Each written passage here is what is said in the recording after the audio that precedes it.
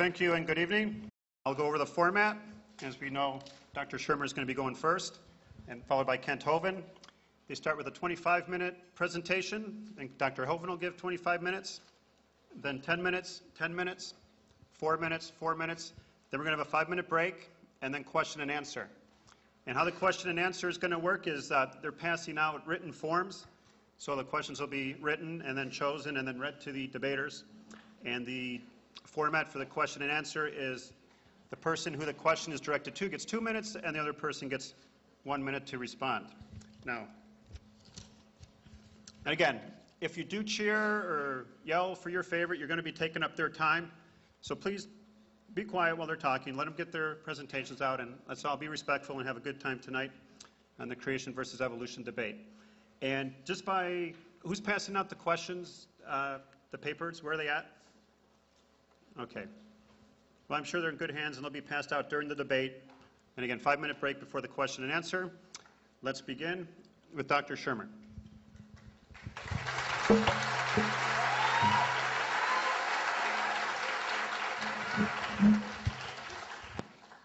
How we doing? Wow. Hope the fire marshal's not here. Oh, man. I don't know. It's just sort of a psychic hunch I have. I got the feeling there's slightly more believers than non-believers here. I don't. Just a show of hands, how many of you believe in a God, a personal God, like the Judeo-Christian God? Okay, well, oh, look at the time. And I believe there was a Laker game on tonight. Or was that last night? Well, I am Michael Shermer, the director of the Skeptic Society, the publisher of Skeptic magazine. We were handing out some literature earlier. If you didn't get any, we do have a table in the back. My associates, Matt and David, are back there, happy to help you out there. I am really glad to see so many people. It's a beautiful night. You don't have to be here. You could be out enjoying the great outdoors, but we appreciate that. Obviously, there's great interest in the subject, a subject we deal a lot with at Skeptic.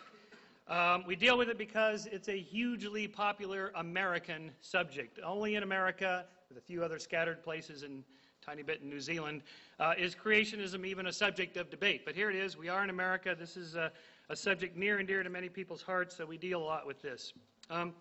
Basically, skepticism, science are the same. That is, a skeptic is not a position that you take. It's not a noun. I'm not a skeptic like I'm a thing. Oh, you're one of those skeptics. You don't believe anything. I believe lots of things, like, for example, evolution. It's not a position that you take. It's just an approach to claims. For example, when I investigated the Holocaust deniers, they thought, well, we're skeptics. We're skeptic of the Holocaust, and he's a skeptic, so we have a brother in arms. But in fact, I ended up being skeptical of the skeptics. So skepticism is just an approach. You can be a skeptic of a claim. You can be a skeptic of the skeptics. What we're after here is to look for natural explanations for phenomenon. For example, it's entirely possible that aliens landed on Farmer Bob's field in Pucker Brush, Kansas, and carved out skeptic.com as a promotional gimmick for our organization. However, I think it's more likely that we assume that this was created by Photoshop. That is, before we say something is out of this world, we have to first make sure that it's not in this world. So, for example, it's possible that our governor was successful in his campaign because aliens backed him. And by the way, that's Danny DeVito as Cruz Bustamante, which I thought was very clever. I should know parenthetically, I've been tracking these alien images for about 20 years. This is the first alien I've ever seen that's been working out with biceps and triceps. Arnold's got the aliens pumping iron. And by the way, you don't mind the informality of, it's a little warm in here, hey? A few bodies. So they got the air cranked up. If you're hot, I guess this is as good as it's going to get. So, now when we talk about evolution creation, the first thing we need to decide, or that you need to decide if you're open to the question, which creationism are you going to embrace? Here's a useful continuum. I've been debating creationists for nearly 20 years. Of all stripes. There's flat earthers, geocentrists, young earth creationists, old earth creationists, gap creationists, creationists that believe there was a gap between Genesis 1:1 and 1:2 to allow for geological time, day-age creationism, that the days of Genesis represent geological epochs, therefore allowing for an old earth, progressive creationism, evolutionary creationism. These are creationists who believe that God operates through the laws of nature. Theistic evolution, which is largely part of the intelligent design movement, and finally down to the end of just materialistic evolutionists. So you need to ask yourself, which one is Kent Hovind part of? Which creationism are you interested in hearing about? Which one will be presented tonight? There's a bunch of different ones, and they all have different arguments. And interestingly, they disagree amongst themselves. You can go to, for example, Answers in Genesis, which is a very conservative Christian creationist organization that disagrees with most of what my debate opponent will say tonight. So there is great diversity here. You have to choose, pick and choose, and read, and figure out which part of the creationism you want to embrace, if at all. Now, first of all, we have to recognize that, in fact, most people embrace evolution. 96 million American Christians accept evolution. In a 2001 Gallup poll, 37% of all Americans agreed with the statement that human beings developed over millions of years from less advanced forms of life, and that God guided the process. Since 90% of Americans roughly are Christians, that means 96 million American Christians believe in evolution. Now, it's not that that makes it right, but that at least if you're a Christian who wonders whether it's okay to accept the theory of evolution, obviously it's quite okay. In fact, a billion Catholics, who are sometimes skeptics, accept evolution. The Pope himself, John Paul II, in 1996 encyclical, said, "New knowledge has led to the recognition that the theory of evolution is more than a hypothesis. It is indeed remarkable that this theory has been progressively accepted by researchers following a series of discoveries in various fields of knowledge. The convergence," this is an important statement, "the convergence, neither sought nor fabricated," this isn't a conspiracy on the part of scientists, it just happened this way, "of the results of work that was conducted independently is in itself a significant argument in favor of the theory." I'm going to play this up quite a bit tonight. This convergence from independent lines of inquiry, independent of each other. These guys aren't meeting on the weekends to say, look, we got to get our story straight because that Kent Hovind's out there, stumping the debate circuit. They arrived at it independently. The Pope, by the way, in 96 is responding to an earlier cyclical in the 1950s in which that Pope said, it's possible evolution may be true. We should be open to science and not just reject it. And this Pope said, it is indeed true. In fact, even our ex-president Jimmy Carter, an evangelical Christian, calls himself a born-again Christian. When a couple of months ago, the state of Georgia required that biology textbooks in public high schools have a little sticker in them warning the students about evolution. As a Christian, President Carter said, a trained engineer and a scientist and a professor at Emory University, I'm embarrassed by Superintendent Kathy Cox's attempts to censor and distort the education of Georgia's students. The existing and long-standing use of the word evolution in our state's textbook has not adversely affected Georgians' belief in the omnipotence of God as creator of the universe. There can be no incompatibility between Christian faith and proven facts concerning geology, biology, and astronomy. There's no need to teach that the stars can fall out of the sky and land on a flat earth in order to defend our religious faith. Okay. The problem with all creationist argument, and this is probably the most important slide I'll put up tonight, is that it is nothing more than a God of the gaps argument. That is, wherever there's a gap that scientists seemingly can't explain, or if you can find a quote where it makes it sound like they seemingly can't explain, that must mean that's where the miracle happened. That's where God intervened. Or if you're an intelligent design creationist, you don't use the word God, you use the word id, intelligent designer. Whatever you want to call it, that's where the miracle intervened. It reminds me of Sidney Harris's famous cartoon, my favorite, where the one scientist writes up there in the step 2, then a miracle occurs, and he says, I think you should be more explicit here in step 2. I can't emphasize enough how important this point is. This is the central point, that to simply say, look, I don't think you guys can explain this problem, whatever it is.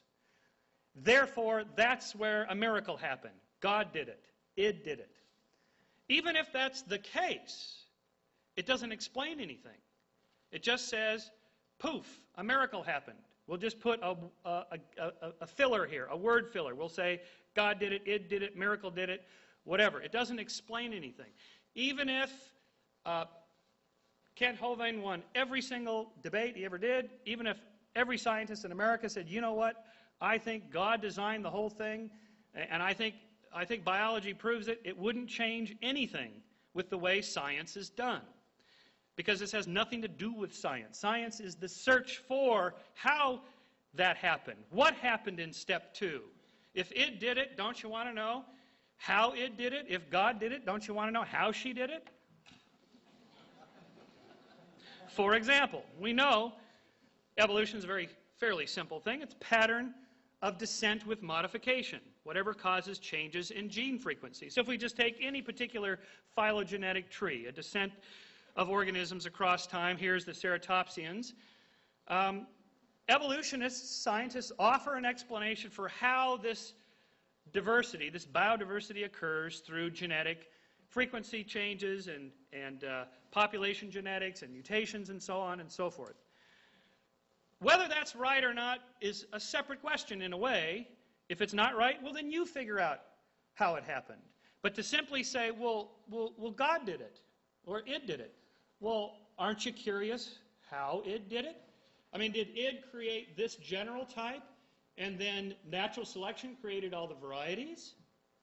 Did God create each species, and then nature created the subspecies? Did God create the families, and then nature created the genus and species? Or did God create every single living single organism one at a time throughout all of history? Or did he set it up at the beginning and then it just sort of ran like a clock and created it?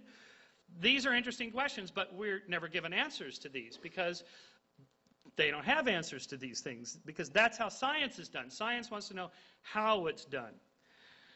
So, evolutionary theory is the best explanation we have for this. It is provisionally true, true with a small t. We're not after, somebody mentioned truth earlier. Truth with a capital T doesn't belong in science. It's provisionally true. Why? It gives a coherent explanation of what we know. It's conciliant. Independent lines of inquiry jump to the same conclusion. That's that convergence the Pope talked about. Again, it's not that these guys are meeting on the weekends. Ooh, we got to get our story straight. I'm going to say it happened 6 million years ago. What are you going to say? 7 million years ago. Well, Hovind might be in on this. You know, he might find out about this. I'll say 6.5. You say 6.5, and we'll be safe. That's not how it works. And even if it did work that way, if they were that consistent, then I'd be suspicious something was up. In fact, there's always error variance in the estimates given by scientists.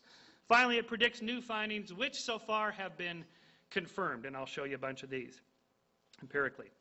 So, for example, there's a consilience on estimating the age of the Earth, right? It's not a perfect number, but there's a little bit of error variance there. From independent lines of inquiry, potassium-argon dating, radioactive decay dating, carbon-14 dating, the age of the moon, the age of the solar system, the age of the universe. These are all different scientists that publish in different journals, that go to different conferences. They don't know each other. They don't communicate. They are all arriving at the same kind of sequence of the long evolutionary history of a very old Earth, 4.6 billion years roughly, and roughly the same age of the moon, slightly less. The age of the universe looks like it's about 13.4 billion years, but this number varies because new data comes in. And so again, you get this jumping together, this convergence from different lines of inquiry. And you see that throughout the science of evolution. For example, fossils show intermediate stages, which is what we would predict. So, such, for example, the evolution of whales.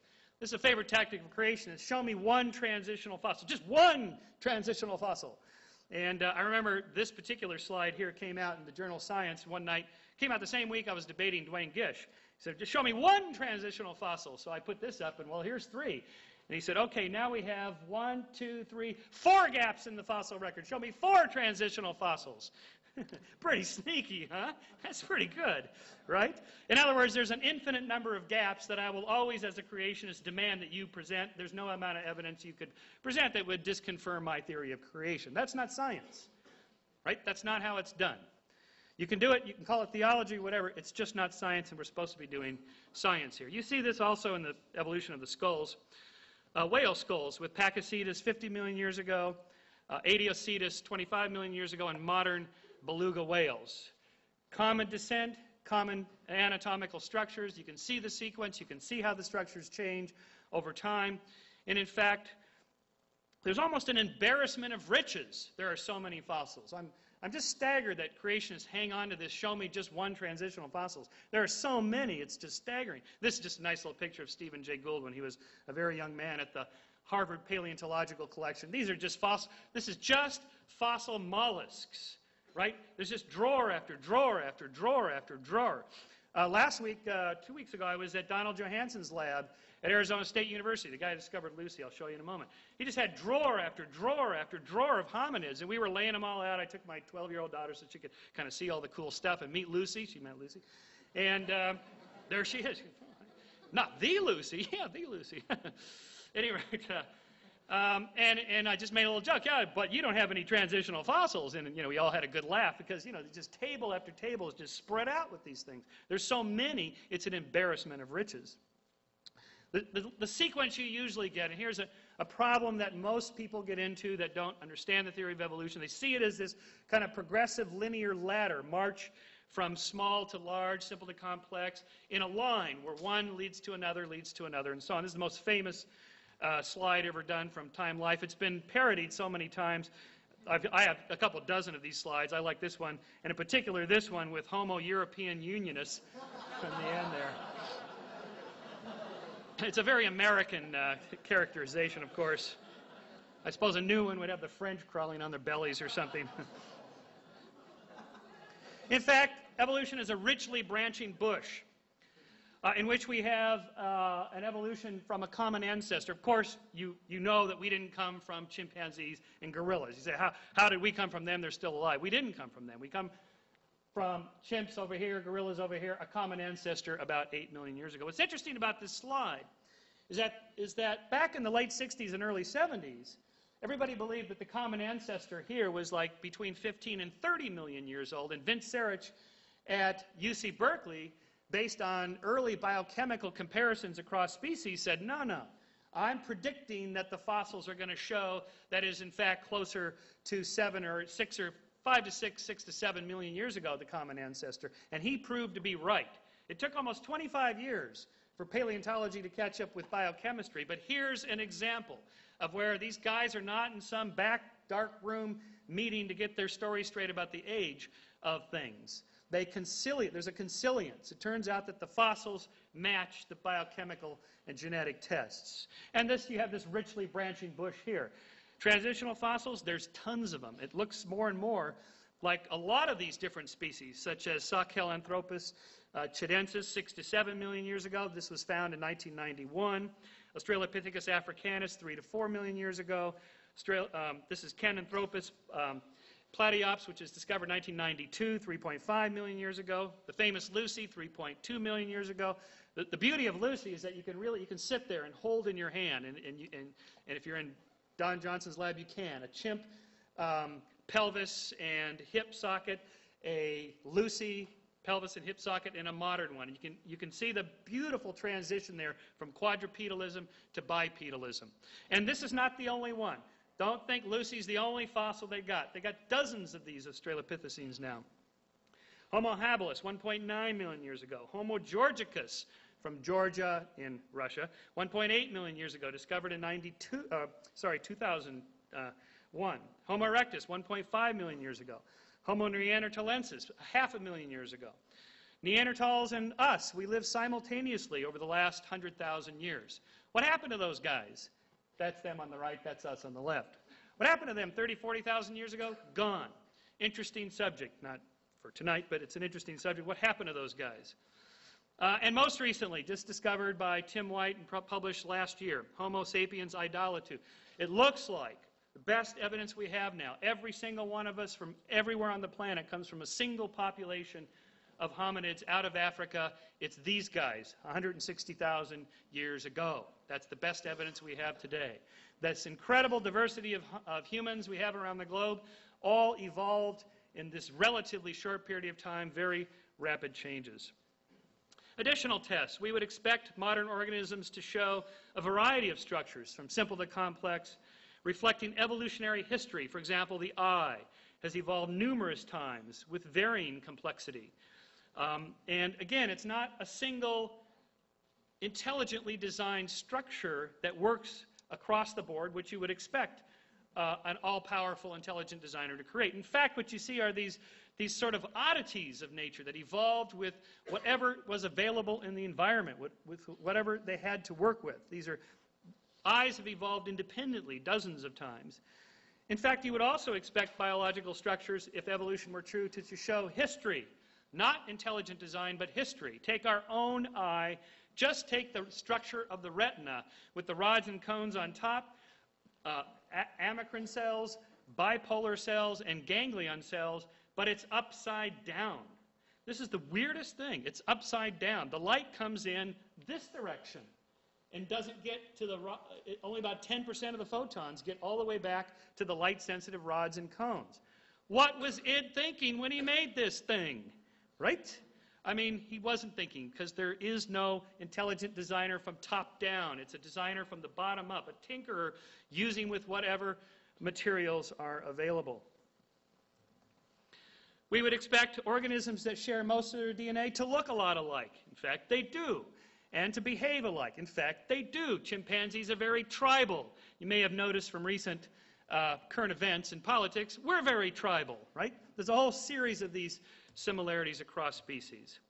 Is there enough time for evolution to work? You bet. Not only has every human come from a single population out of Africa 160,000 years ago, every single dog alive today comes from a single population of wolves only 15,000 years ago. Of course, this is partly directed evolutionary change, of course, but it shows how rapid DNA sequences can be manipulated. As a test of evolutionary theory, I would love to see a creationist just once come up with a fossil bed that shows trilobites and in the same bedding plane, hominids. You never see trilobites with hominids. Now, creationists will say something like, well, there was this hydrodynamic sorting in the flood, and all the stupid beasties died and fell through in the flood and drowned early, and the smarter ones climbed to the higher hills, something like that. Not one smart trilobite managed to make it up with the hominid. Not one trilobite was in the pocket of the hominid, and he managed to survive. Not one. Of course, with evolution, we would predict that this is what you would find, these sequential bedding planes with different fossils in the beds, and that is what you find. But in any case, it's a testable hypothesis. It's an experiment you can run. Instead of reading creationist literature, go out and start digging. And if you find something like this, that would be the kind of evidence that would overturn the theory of evolution. We also see homologies, that is, common anatomical structures due to common ancestry. Most of you have seen these things, the similarity between the whale arm and the human arm, similarities between whale structures and even hummingbird structures, similarities between our arm and whale arms. If God created the whale flipper, why did he use a mammalian arm structure for it? Why didn't he just make it like a fish flipper? The fish flipper works great. Why have marine mammals swim like this, whereas fish swim like this? Swimming like this is really more efficient. It's a better way. It's the original way. If God created fish this way, why not marine mammals this way? Marine mammals swim this way because that's how land mammals run. That's how their spines move as they propel themselves forward. Vestigial structures are also very telling. For example, we have discovered now a snake, an ancestral snake here, with hind legs. Why would snakes have hind legs? And why would snakes today, as well as whales, show these vestigial legs? These legs are absolutely worthless today. They don't do anything. Why would an intelligent designer design this really clumsy, unintelligent, historical-looking thing, unless you want to impute to God or to Satan that he's just testing our faith by throwing those things in there to see if that'll confuse you with the facts, okay? Other than that, this is a sign of history and evolutionary sequence, not intelligent design. So a fundamental question, then, wrapping it up. I think I got 2 minutes here. Is the universe designed? Back in the 18th century, when Darwin was studying, The answers were yes by William Paley. A watch must have a watchmaker, to which David Hume encountered this old argument, no, actually nature resembles a mindless organism. I think this is not quite right. In fact, I think a better question is the universe naturally or intelligently designed? It's obviously designed to a certain extent, right? But it's historically designed. It looks kind of clumsily designed. So to the answer of where did this come from, for creationists, they offer a supernatural explanation. Right here, a miracle happened. I think you need to be more explicit in step 2 there. In a way, this is no different than a Gary Larson cartoon. God makes the snake. Boy, these things are a cinch. I really fail to see, honestly, how this is any different than any creationist argument I have ever heard. A miracle happened. That's it. Naturalism's answer, evolution or descent with modification, of course, is slightly different. We see a sequence, historical sequence. Well, Darwin wasn't the last, but...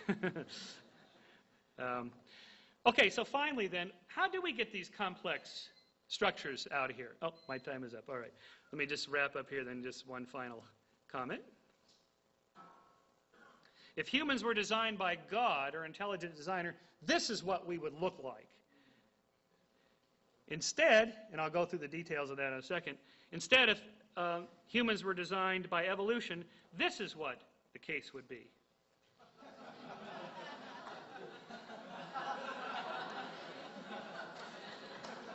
And as you know, guys, this is the way it is, unfortunately.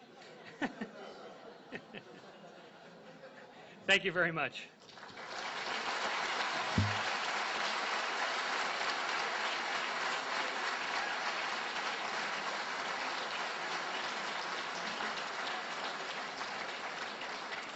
Okay. Thank you. Dr. Hoven will now give his opening presentation, and after that will be the rebuttal time, 10 minutes rebuttal, and then 10 minutes rebuttal. So, Dr. Hoven.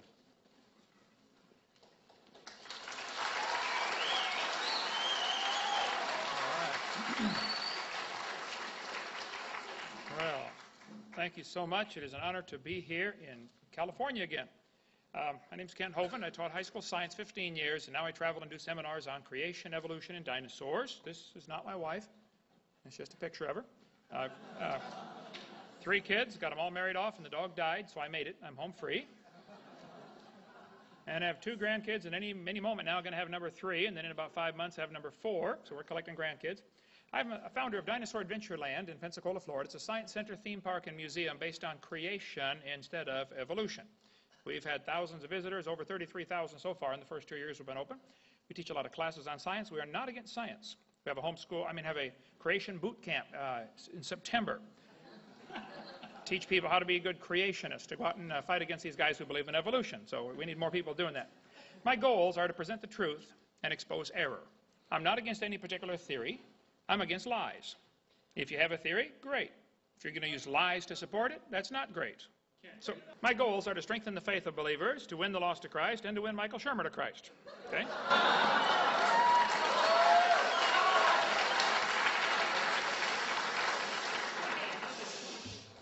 He is not the enemy.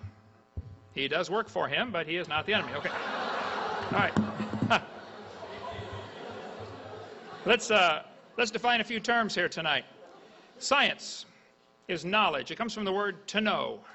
Okay? Knowledge gained by observations, experimentation, testing, study, etc. Okay? Some try to limit the definition of science like we heard tonight. They want to limit it to the natural world. If it's not natural, it's not science. Okay, well, let's just follow that logic to its logical conclusion. The operation of the world can be understood by scientific discoveries in the world. That does not mean you can explain the origin of the world by looking in the world. Okay, example. The operation of a computer can be understood by science. It all takes place in the computer. There's nothing magic about a computer. There's not a little man running around in there changing the numbers on the screen. Okay? It is a natural explanation that you can find in the computer for how the computer works. There is not a natural explanation in the computer for how the computer originated. You had to go outside the computer. Somebody outside the computer built the computer, okay? somebody outside, beyond, above, greater than, smarter than the computer had to build the computer. And just because you can explain the operation of a machine does not mean you can explain the origin of the machine with the same set of rules. So religion is a set of beliefs concerning the cause, nature, and purpose of the universe. I'm going to define a few positions here. I take the position that the Bible is literally true and scientifically accurate. The earth was created in 6 literal 24-hour days about 6,000 years ago. Now, if that's true, I call our ministry Creation Science Evangelism. I think the scientific evidence supports the creation view. A good test for science is, does it make predictions? Okay, based on the idea that the earth was created in 6 days, 6,000 years ago, there are some predictions we can make. The Bible says clearly he did it all in 6 days. Well, let's make a few predictions. I predict the universe will show evidence of order and intelligent design. I predict there will be thousands, if not millions, of symbiotic relationships. All the plants and animals were created within a few days of each other. And there are millions of these that depend on different things for different reasons. Symbiotic relationships, I think, defy an evolutionary explanation. I predict there will be limits to the variations that life forms are able to produce. The Bible says they bring forth after their kind. You may get a big dog or a little dog, or a wolf or a coyote or a dog, but you're going to get the same kind of animal. Now, somebody might decide to call it a new species. Okay, I'm not using the word species. It's the same kind of animal. There are limits to the variations. Any farmer that raises anything from corn to cows will tell you there are limits. Sure, there's varieties, but they're limited. Okay? Lots of dogs in the world might have had a common ancestor. A dog. Okay? I predict, based on, that does not prove dogs came from a rock 4.6 billion years ago, by the way. Okay. I predict there will be a purpose to life. We were designed for a purpose. I think I know what it is. Based on the assumption, we can make some predictions that there will be non-material things in the world like love, sense of justice, mercy, innate knowledge of right and wrong, a conscience, and absolute truth. Those things can be found. They do exist. I predict there'll be a way to find the will of the Creator, such as messengers speaking for Him, or maybe even a book telling us how He created it and why. I predict there'll be an afterlife where we face the Creator to give an accounting for everything we've ever said or thought or done. That's going to be a fearful day. Then I believe, before the flood came, the Bible teaches people lived over 900 years. That's what the Bible says. 912 is the average age from those before the flood. I believe that. Now, what predictions can we make based on that teaching? Well, I predict there will be legends of a creation event in cultures all over the world. I predict there'll be a golden age legend where people lived a long time. And it's interesting, almost all ancient cultures have stories about what they called the golden age, when people lived to be nearly 1,000. I predict there'll be skeletons found showing people with signs of great age, such as bigger brow ridge or bigger jaws. I predict there'll be biological problems today, like wisdom teeth for 40 or 50% of the population, indicating man used to be bigger and now we're smaller. So wisdom teeth are getting crowded into the jaw, and in some people they can't make it in. I predict since we are a copy off a copy off a copy off a copy off a copy off a copy off a copy of the original, there are likely to be a few biological problems with this generation. But that's no reflection on the original. The fact that this gene code has been copied and copied and copied and copied and copied from Adam, it's amazing we can sit here and talk about it. Okay? It must have been really good in the original. I predict there'll be a universal longing for things to be restored to the Garden of Eden. And that's what we find every place. Just about every culture has some kind of legend or story about a heaven where you get to go. Now, what difference does it make if you believe in creation or evolution? Well, if evolution is true, how do we tell right from wrong? Where's the standard? How do we tell right from wrong? Do we decide right from wrong based on what Osama bin Laden thinks? Should we decide right from wrong based on what Bill Clinton thinks? Should we decide right from wrong based on what the majority thinks? Is there a standard someplace? How do we tell right from wrong if evolution is true? Now, if evolution is true, death brought man into the world, and death is a wonderful thing. Death is the hero of the plot. See, in order for evolution to work, one animal has to evolve a little better than the rest. The rest of them have to die, or else that new improved gene gets swamped in the population. Doesn't do anything. Death is the ultimate hero of the plot for evolution. The Bible teaches clearly that man brought death into the world. By one man, sin came into the world, and death by sin. Since by man came death. The Bible talks about man destroyed God's creation. I predict, according to the Bible, I read the Bible, it says there was a flood, a completely worldwide, universal flood that destroyed the world 4,400 years ago and dropped everybody's property value to zero. Based on that belief, I can make a few predictions. I predict there will be hundreds of layers of strata. Rock layers and mud layers, strata, sometimes continent-wide layers of strata. I predict there will be billions of fossils, including coal and oil, found in those layers. I predict there will be huge canyons and deltas showing evidence of rapid erosion because of the flood teaching. I predict there will be legends of this worldwide flood found in cultures all over the world. And sure enough, there are nearly 300 of these flood legends found from around the world. I predict there will be petrified trees in the vertical position running through many of these layers. And sure enough, there are thousands of them. And here we have people trying to teach you that each of these layers is a different age. Would you please explain to me how we get a tree petrified connecting all these layers? I don't know how long dead trees stand up around here in California before they fall down, but in Florida you get maybe 5 or 6 years. If you're going to have a tree stand there for millions of years while the layers form around it, I'd like to see that, okay? Anybody telling you those layers are different ages has a problem in his thinking, okay? Now, I like science. I'm not against science. And I do resent, though, people trying to assume that evolution is part of science. Evolution is not part of science. Evolution is a religion. It's mixed in with science, I understand. But that doesn't make it part of science. Beer is often sold at football games. Beer has nothing to do with football, and beer does not become athletic by association with football, okay? So, and evolution does not become science because it's stirred into a science book, okay? Evolution's a religion. Now, let's define a few terms. The word evolution has at least 6 different meanings or levels or stages. First, it would have to be cosmic evolution, the origin of time, space, matter. Secondly, there'd have to be chemical evolution. According to the Big Bang Theory, the Big Bang produced hydrogen. Okay, then how did we get all these elements? Do you want me to believe that uranium evolved from hydrogen? They'll say, oh yeah, fusion happens in stars. Well, you got 2 problems now. Number 1, you can't fuse past iron. Number 2, you got a chicken and an egg problem. Did the elements come before the stars? The elements make up the stars, and the stars make up the elements. Which one came first? They got a real chicken and an egg problem when it comes to chemical evolution. Thirdly, there'd have to be stellar evolution. Somehow the stars have to evolve. We've never seen one form. We see stars blow up all the time, called novas or supernovas. And yet there's enough stars out there that are now known. The current last estimate was 70 sextillion stars in the universe that we've observed, which means about 11 trillion per person. Those are the ones we know about. We don't know about the ones that we don't know about. Okay? Fourthly, there's going to have to be organic evolution, the origin of life. Somehow life has to get started from non-living material. The evolutionist is still left 200 years behind the times in science. They still believe non-living material can spontaneously generate. That's been proven wrong several hundred years ago. Francisco Redi, Louis Pasteur. Now, if you want to believe that, that's fine. I don't care what you believe, but don't call it science. They'll say, I read Dr. Shermer's book about, oh, they're doing experiments now, trying to do these. Okay, well, you do all the experiments you want, but meanwhile, it hasn't been done, okay? Nobody's made life. And if a bunch of intelligent people do get together and make life, that would prove it takes intelligence to make life.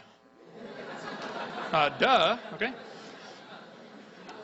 Number 5, we have what's called macroevolution. That's where you change from one kind of animal to another. Nobody's ever seen a dog produce a non-dog.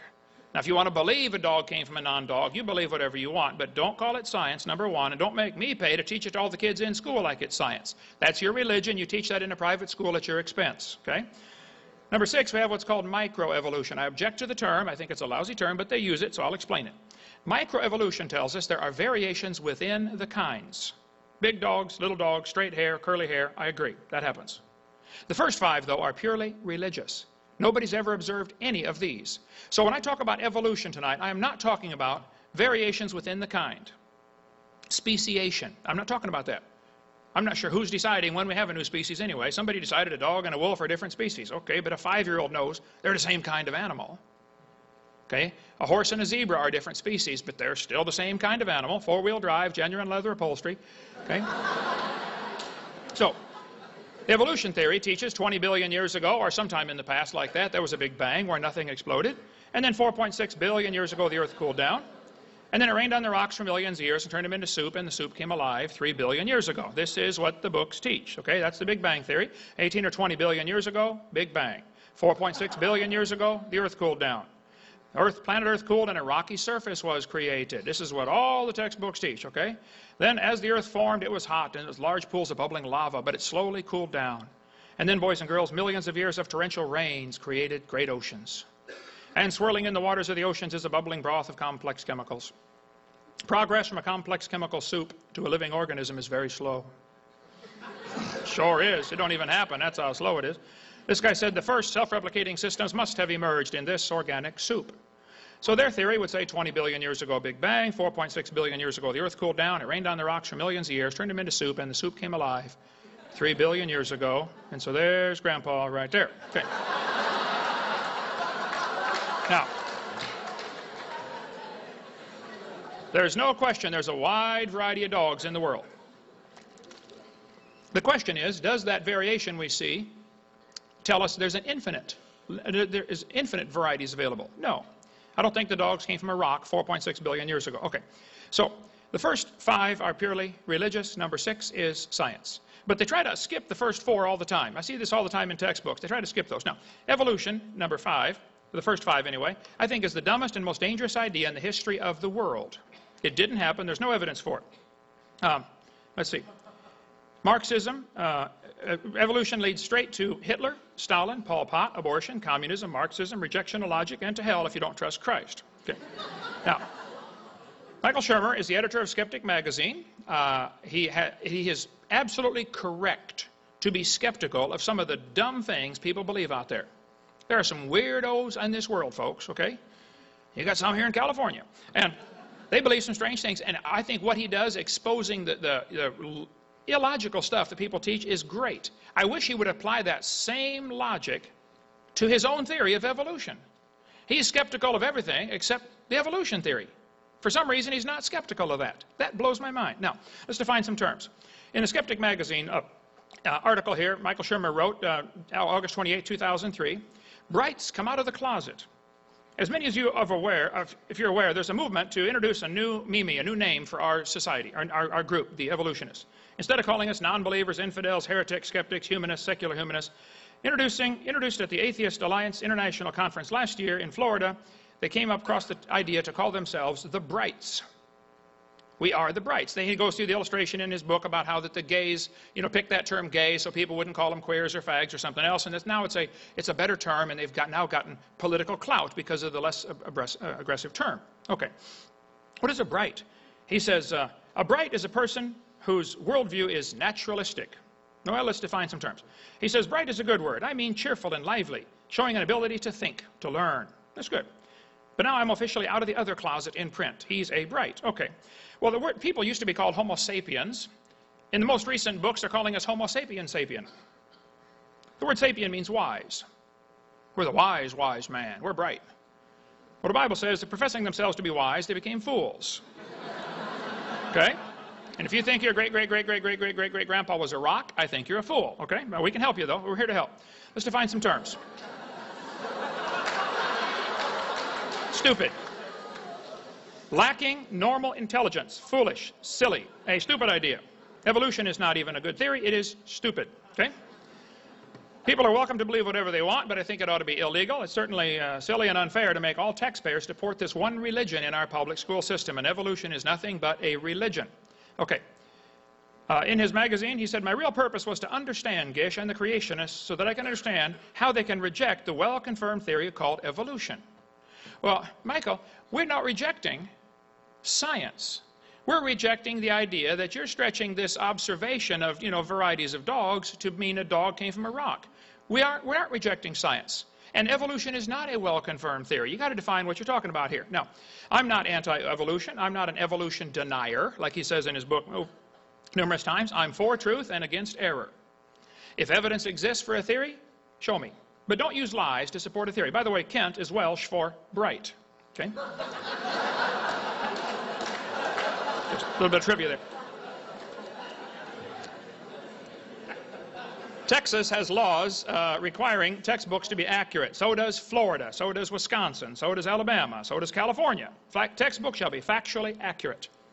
That's all I want is accuracy in textbooks, okay? Minnesota says a teacher shall not deliberately suppress or distort subject matter. Evolution is a dying religion surviving only on tax dollars. It's dead, folks. It didn't happen. Now, the evolution theory is positively anti-science. There's not a shred of real evidence to support the theory other than oft-repeated lies. Now, if you have evidence for evolution, I really want to see it. But I heard some things in the last 25 minutes that Dr. Shermer said that he ought to know, I'm sure he knows, are simply lies. They've been proven wrong years ago. The idea of vestigial structures. Here's the evidence they use for evolution. They got pages and pages of this stuff. This guy says evolution's a fact, not theory. Well, that's a mantra. They say that over and over and over, and pretty soon students start to believe it. Well, it's a fact. I heard it in school over and over. It's got to be true. What do you mean by evolution, first of all? If you mean we all came from a rock, no, that's not a fact. If you mean dogs and wolves have a common ancestor, I would agree with that. That would be a fact. That's why you have to define the term. So here's some of the evidence they use in textbooks to support their theory. If I had a theory that the moon is made of green cheese, that's a dumb theory, but there is no law against dumb theories, fortunately, okay? But then suppose I said NASA proved it when they went there in 1973 on a secret mission and found the moon is made of green cheese. Well, now see, it's okay to have a dumb theory, but it's wrong to lie about my evidence just to get people to believe me. And I think it's real seriously wrong to accept tax dollars to get paid while I lie to support my theory. And that's what happens in this university, okay?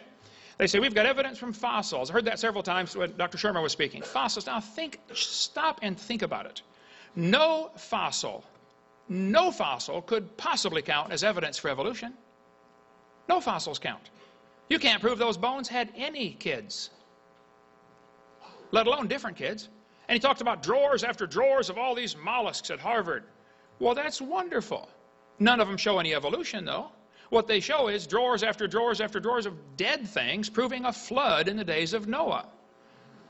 Now, evolution is based on two faulty assumptions. Number one, they assume mutations will make something new and better. And number two, natural selection will make it survive and take over the population. By the way, evolution is a religion of death. That's how things get ahead. Things have to die. It's true mutations happen, but they don't cause any evolution. Darwin said, it's a truly wonderful fact that all animals and all plants throughout all time and space should be related to each other.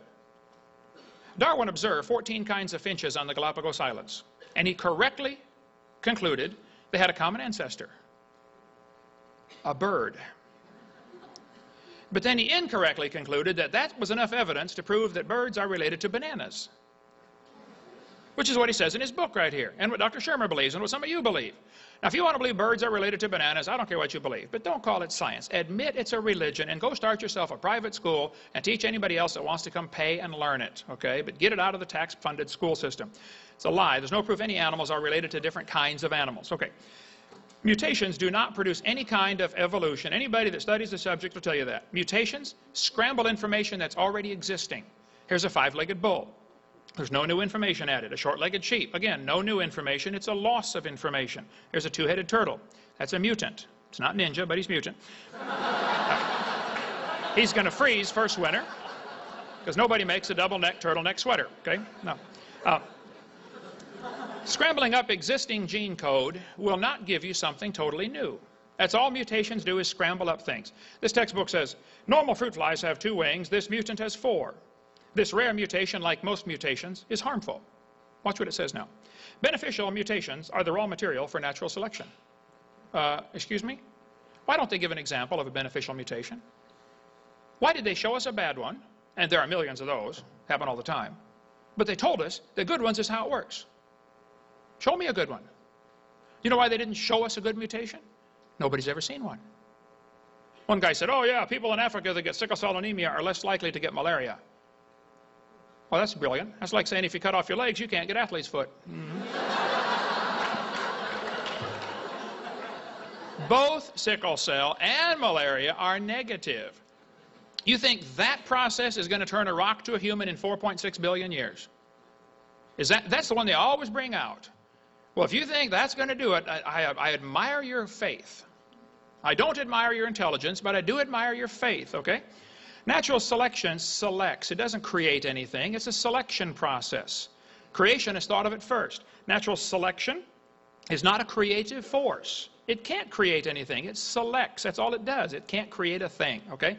If you worked in a factory that produced cars and your job was to select the good ones to go through and select the bad ones to go out, be fixed or, scrapped, how long would it take that selection process of letting good cars through to change the car to an airplane?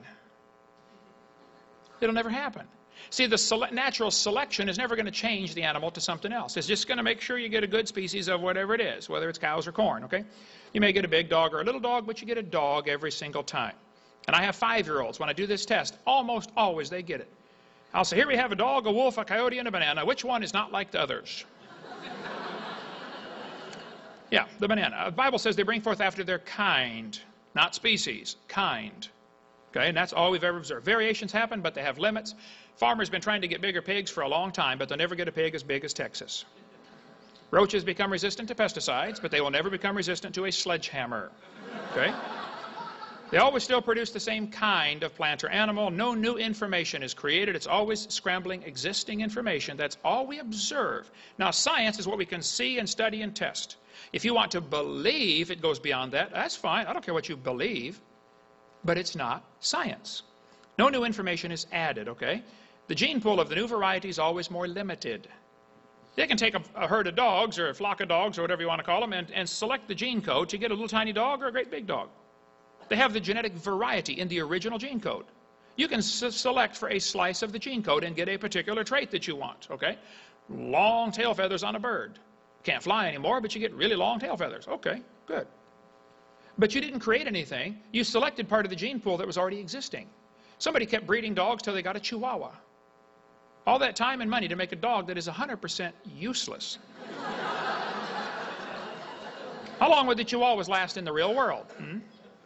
Yeah, go ahead, make my day. Right, yeah.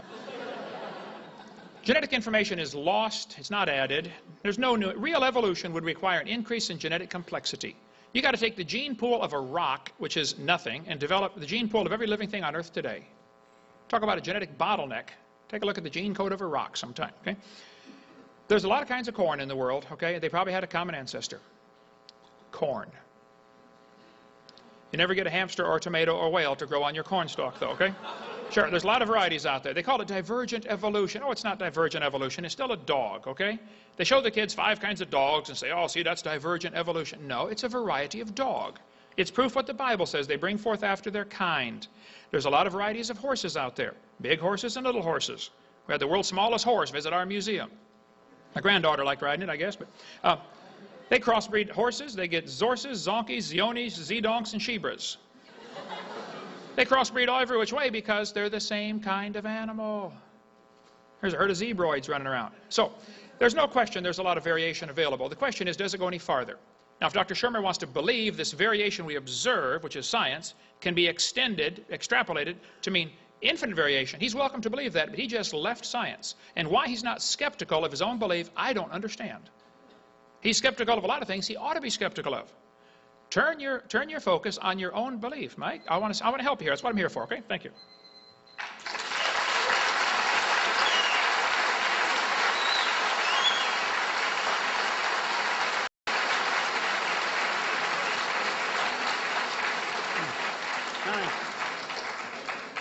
Okay, thank you. Had a little report of some people behaving badly. Let's respect our neighbors and enjoy the debate. Dr. Shermer will have 10 minutes for rebutting what Dr. Hovind just taught.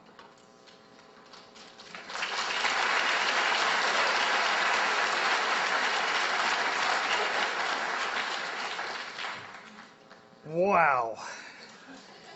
You're the only guy, can't I know, and give a 2-hour lecture in 25 minutes. Sounds pretty good. Shouldn't have had that beer before.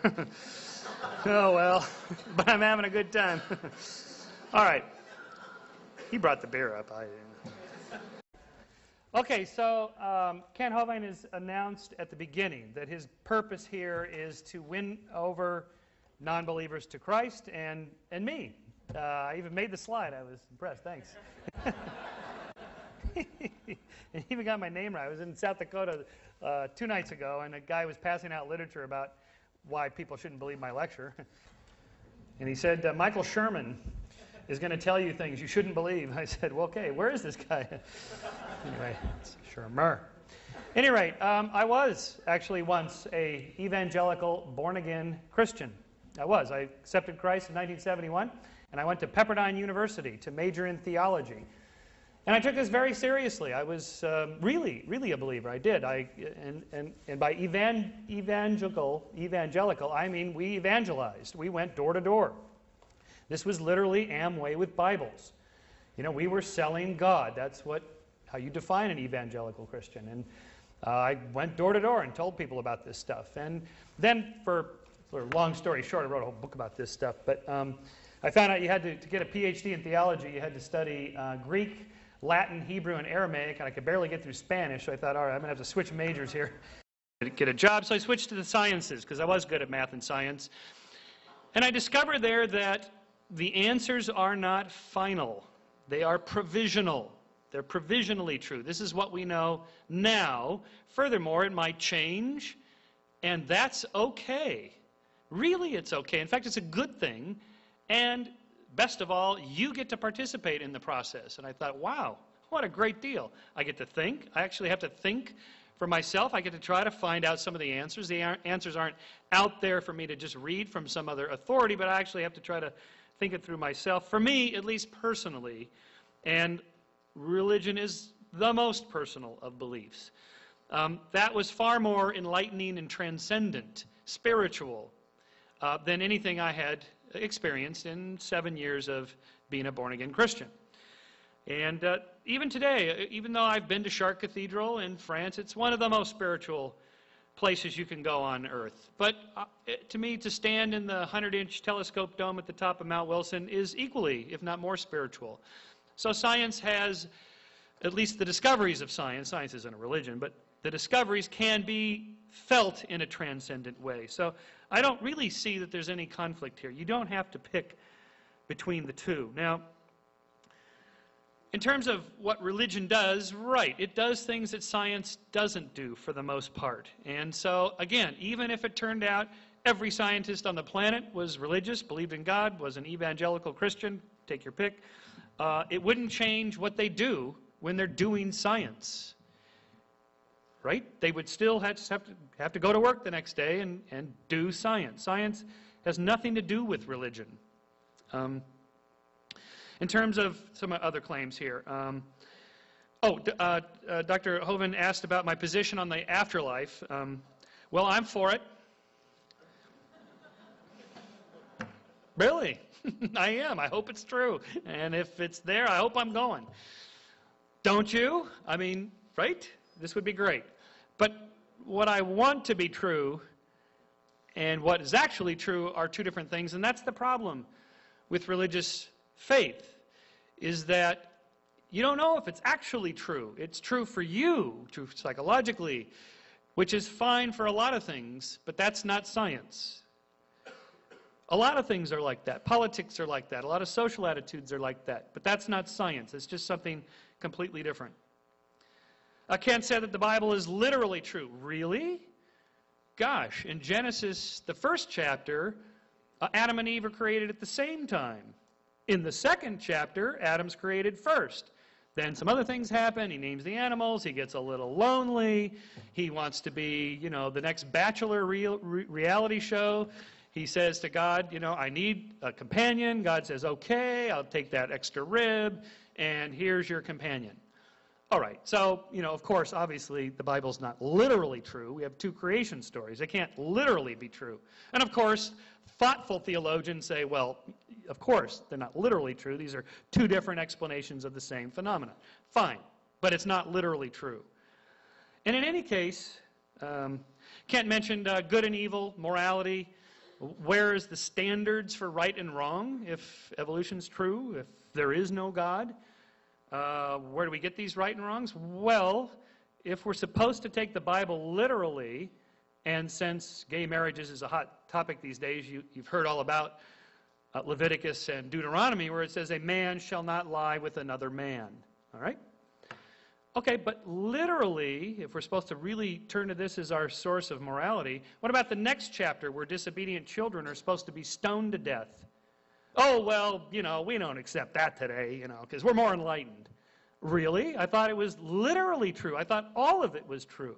What about the next chapter in which women, when you marry, if you do not show the signs of your virginity on the sheets the next morning after your honeymoon night, you are to be taken to the elders and stoned to death? That's in there. You can't believe this stuff is in there. If you actually read this Old Testament, wow, this is incredible. This is in the Bible? Yeah, it is. So if you're supposed to take it literally, what do you make of that stuff? Of course, there's myths and legends from all cultures. Some of them are similar because it turns out all cultures that live on bodies of water that flood have flood myths. Cultures that don't live on bodies of water don't have flood myths. These are geographically determined. Now, Kent said that evolution's a religion. Look, if evolution is a religion, everything's a religion, then nothing's a religion. Religion, as a word, has to mean something. If you say that evolution's a religion, it doesn't mean anything. Evolution is not a worldview in the sense of offering moral homilies and purpose and meaning in life. You, as a person who takes a scientific worldview like me, you may construct your own personal meanings and purpose and discover your own right and wrongs through a variety of ways. I wrote a book about this called The Science of Good and Evil. But the actual science of evolution has nothing to do with any of that. The people that do evolutionary biology, they don't do morality and theology and God and what's the purpose and meaning of my life when they're doing science. These are two different things. Turns out 39% of all American scientists believe in God. So how do they do this if, according to him, they can't be doing this? Well, they do. How do they do that? All right? So these are two different things. In terms of the science of cosmic evolution, where the Big Bang come from, and so on and so on, these are, big subjects. A lot of data, an incredible lot of data. When I was in college, the Big Bang was not accepted. It was kind of a toss-up between the Big Bang and the steady state and so on. Finally, so much evidence came forth that hardly anybody supported the steady state theory. Now pretty much everybody supports the Big Bang. Not because they have to, or else they're going to have to become Christians or something. It has nothing to do with religion. They are simply concluding that because there's so much data in support of it. Despite of all the skeptics over the decades that said, we don't believe the Big Bang, finally they were all converted to so-called believers in the Big Bang simply because there was so much evidence for it. I'm always amused when creationists bring up this evolution leads to communism, leads to abortion, leads to atheism, and sex, drugs, and rock and roll, and rape, and nastiness, and so on. I can assure you, if you study history at all, long before Darwin, people were nasty to one another, and they had wars, and rape was not uncommon, and thieves, and so on and so forth, criminals. There's nothing new about people doing nasty things to one another. That's what we do. It's part of our nature. We're also nice to one another, but it has nothing to do with a particular theory. And as for it being taught in public schools, well, that's a political issue, whether schools should be public or all private or what should be taught. What gets taught is, in fact, whatever is accepted amongst the experts. The experts accept the theory of evolution simply because the evidence is so overwhelming. As for the brights, I don't call myself a bright, mainly because I guess the natural implication is if you weren't a bright, you'd be a dim. And, well, I'll let his own definitions that he put up account for that. Bible's telling us that people are fools who don't believe, so I guess you're calling me a fool. Okay, if that's what you think, that's fine. Finally, as for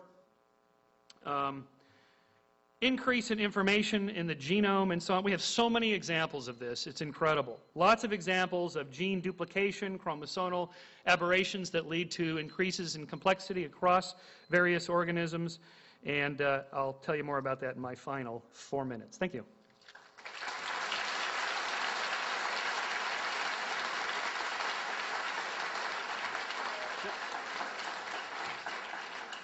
Okay, thank you. Now Dr. Hoven. Dr. Hoven will give 10 minutes rebuttal to the opening comments by Dr. Shermer.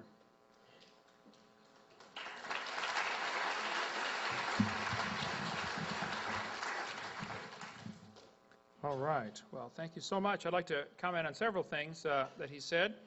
He mentioned there is evidence for evolution from homology, from vestigial structures. The human eye is a poor design. I won't think I'll be able to cover all that, but you can get my video series on my website, drdino.com, and watch the whole thing. This textbook says the appendix is vestigial. This is ludicrous, okay? This is a lie. The appendix is not vestigial. You do need your appendix, okay? The appendix is part of your immune system. It's true you can live without it. You can also live without both your legs and both your arms and both your eyes. That doesn't prove you don't need them, okay?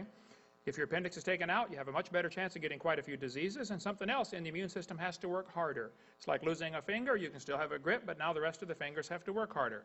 If somebody tells you the appendix is vestigial, they are either confused about their anatomy or they're lying to you, but it's not true. This textbook says the whale has a vestigial pelvis. This is one that he brought up earlier about the whale having a vestigial pelvis. Now, hold on a minute. National Center for Science Education is funded by Andrew Carnegie's grant. He loved the evolution theory.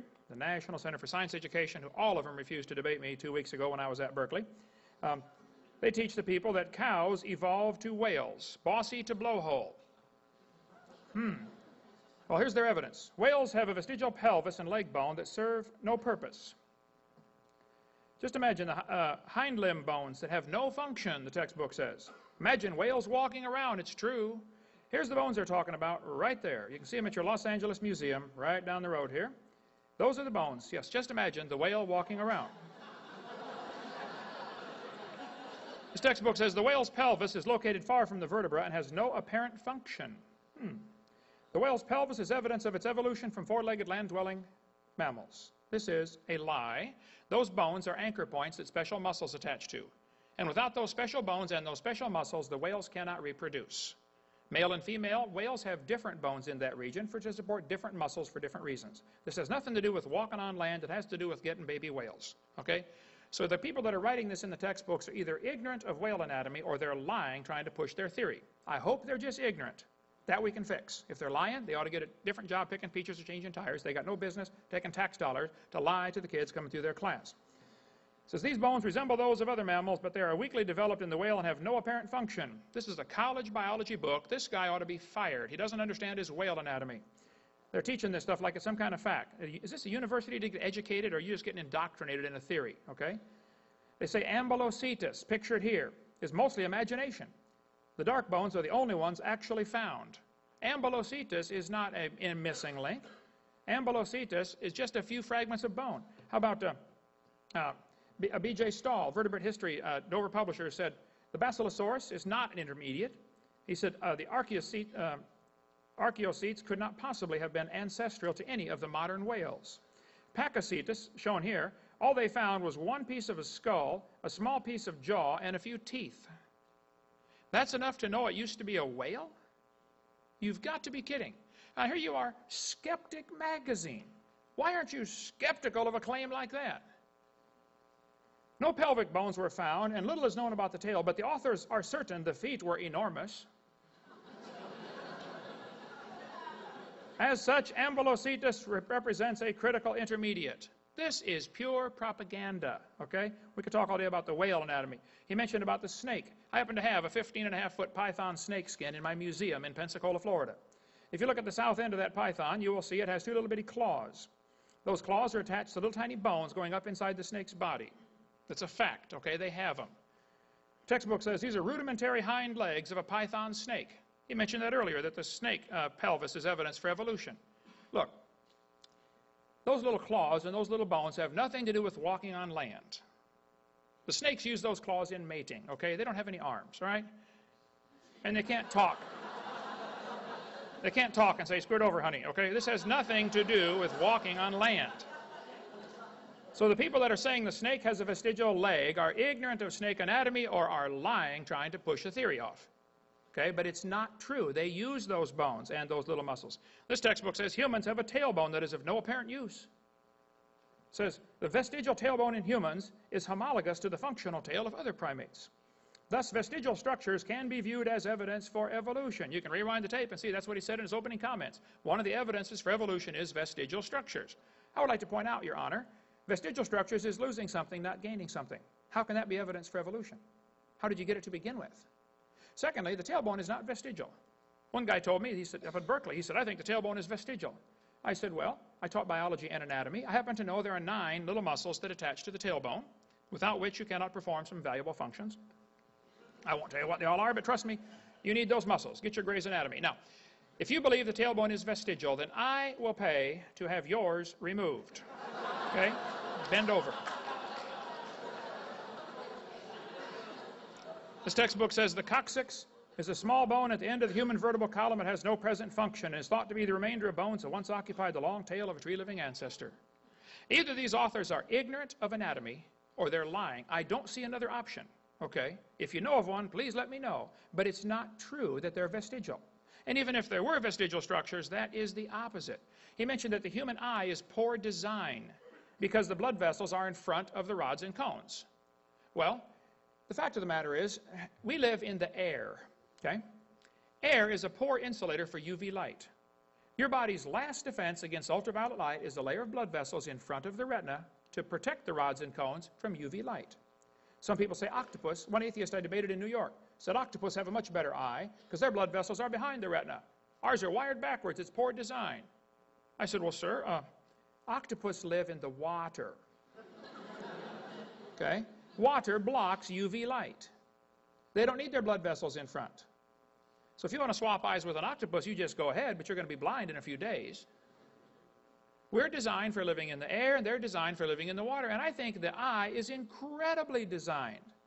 At 51, mine are starting to fade a little bit, but hey, that's expected, okay? That's an example. We used to be much better. Things are getting worse. That's the second law of thermodynamics. Things are falling apart. Let's see. He mentioned that when he got through Pepperdine, he went off to graduate school and decided he got to think. To me, that implies that if you don't believe in evolution, you're not thinking. I happen to resent that. I happen to think a lot, and I enjoy thinking, and I enjoy the object of I enjoy science. I like studying. I think what happens, though, is you get indoctrinated when you come to a university like this. You get to be told what to believe. You don't really get to think. Because if you wrote a paper, suppose a teacher stood up 10 years ago in the Soviet Union, where my daughter-in-law is from. Teacher gets up in class and says, hey, students, I don't believe in communism anymore. Capitalism is a much better system. What would happen? That teacher would be shoveling snow in Siberia if they survived.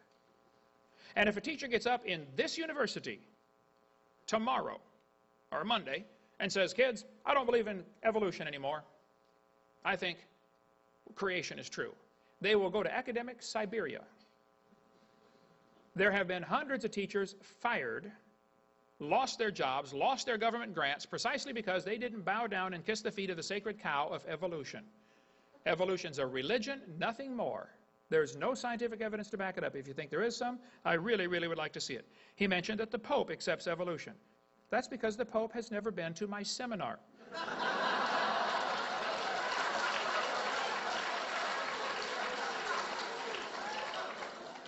And I don't care what the Pope believes on any subject, okay? I care what does the Bible say and what does science teach us. He mentioned in his opening comments that Answers in Genesis, Ken Ham, disagrees with me on most subjects. That is absolutely not true. I know Ken Ham well. I've met with him several times, talked to him numerous times.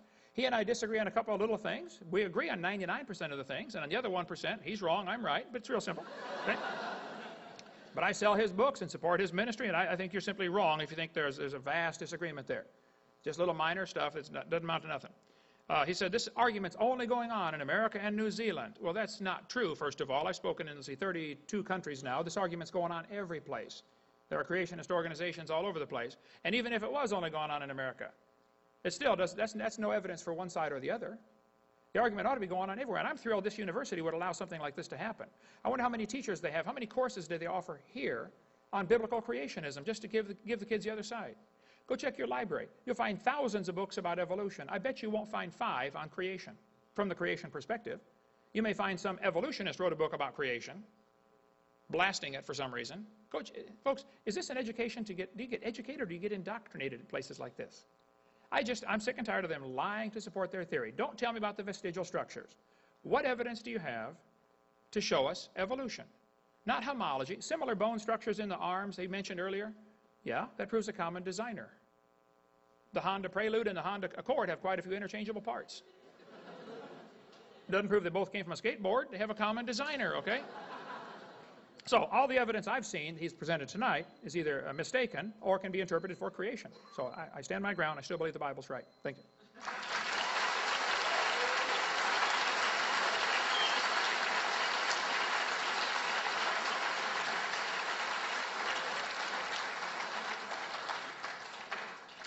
Okay, we're now to the closing arguments where each man gets 4 minutes. And get your questions ready. What I think would work well is at the end of Dr. Hovind's closing comments to pass them into the aisle, and someone will get them, and then we'll take a 5-minute break and do question and answer. So get your questions written and start the closing argument. And then we throw the chairs. Okay, good.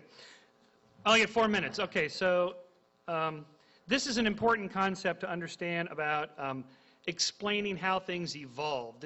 This was put forth in Darwin's time. What is called the problem of incipient stages. What good is half of a wing? You can certainly see what a fully developed wing is. What's the functional pathway to get to the end if by Darwinian evolution you have to go step by step gradually? Well, the answer is that it didn't come out with that end purpose in mind, because evolution doesn't look ahead. In fact, each of these particular structures had some other function along the way. In the end, then they end up with a final function which is different than the specific functions for each of those structures. So, for example, legs, obviously, their primary purpose is for walking. If they can also serve for grabbing your honey during lovemaking, well, then that's also fine. But that's a secondary function for which they were adopted for later uses. And who could disagree with that? And so let's say that the legs in snakes become afunctional later. It costs a lot of energy to support the structure, blood vessels, nerves, and so on to run legs. So it's simply more efficient to lose them and still use them for a secondary function later along the way, such as mating. Okay? So that's how that happens. This explains a lot of things. There's a lot of good research on that. In closing, the naturalistic way of explaining how the world works is used because it works. It gives us something to do when we're doing science. Doing supernaturalism, which is what Kent Hovind does and most creationists do, doesn't do anything. It doesn't give you anything. Again, all you've heard tonight are, I can't figure out how the evolutionists can explain this. I disagree with it. I don't think they've come up with an answer. Therefore, God did it. That's not an answer. That doesn't give us anything to do if you're going to do science. If you want to say, look, this is important to me because I happen to believe in my religion, I need to believe this particular tenet that the Bible is literally true. That's fine, but that's not science. The reason I told you that other people don't accept that is simply to show that that's not a particularly popular view. In fact, I think it's a fairly narrow view. The reason people believe in God, and I wrote a book on this, is primarily having to do with emotional, psychological, cultural, social, family reasons. The number one predictor of anybody's religiosity is their parents' religiosity, where they were born and what their influences were. And then peer groups, teachers, and so on. It has nothing to do with, boy, I lined up the evidence and I saw it was true and therefore I believed it. Almost nobody arrives at their beliefs for that reason. Same thing with political and social attitudes. Scientists, of course, are people and they're biased as well, but science has a really important built-in self-correcting machinery that drives it toward error correction and the elimination of bias. At least it's better than any other social system, as flawed as it may be. Science is not a religion. It's not even a noun. It's not a thing. It's a way of asking questions and answering them about the natural world. It's not anything more than that. It's not religion. It's a way of thinking. It's a verb. Think of science as a way to approach the world and answer claims and test answers and test questions and so on. In that sense, science is the best thing ever developed for understanding how the world works. Thank you.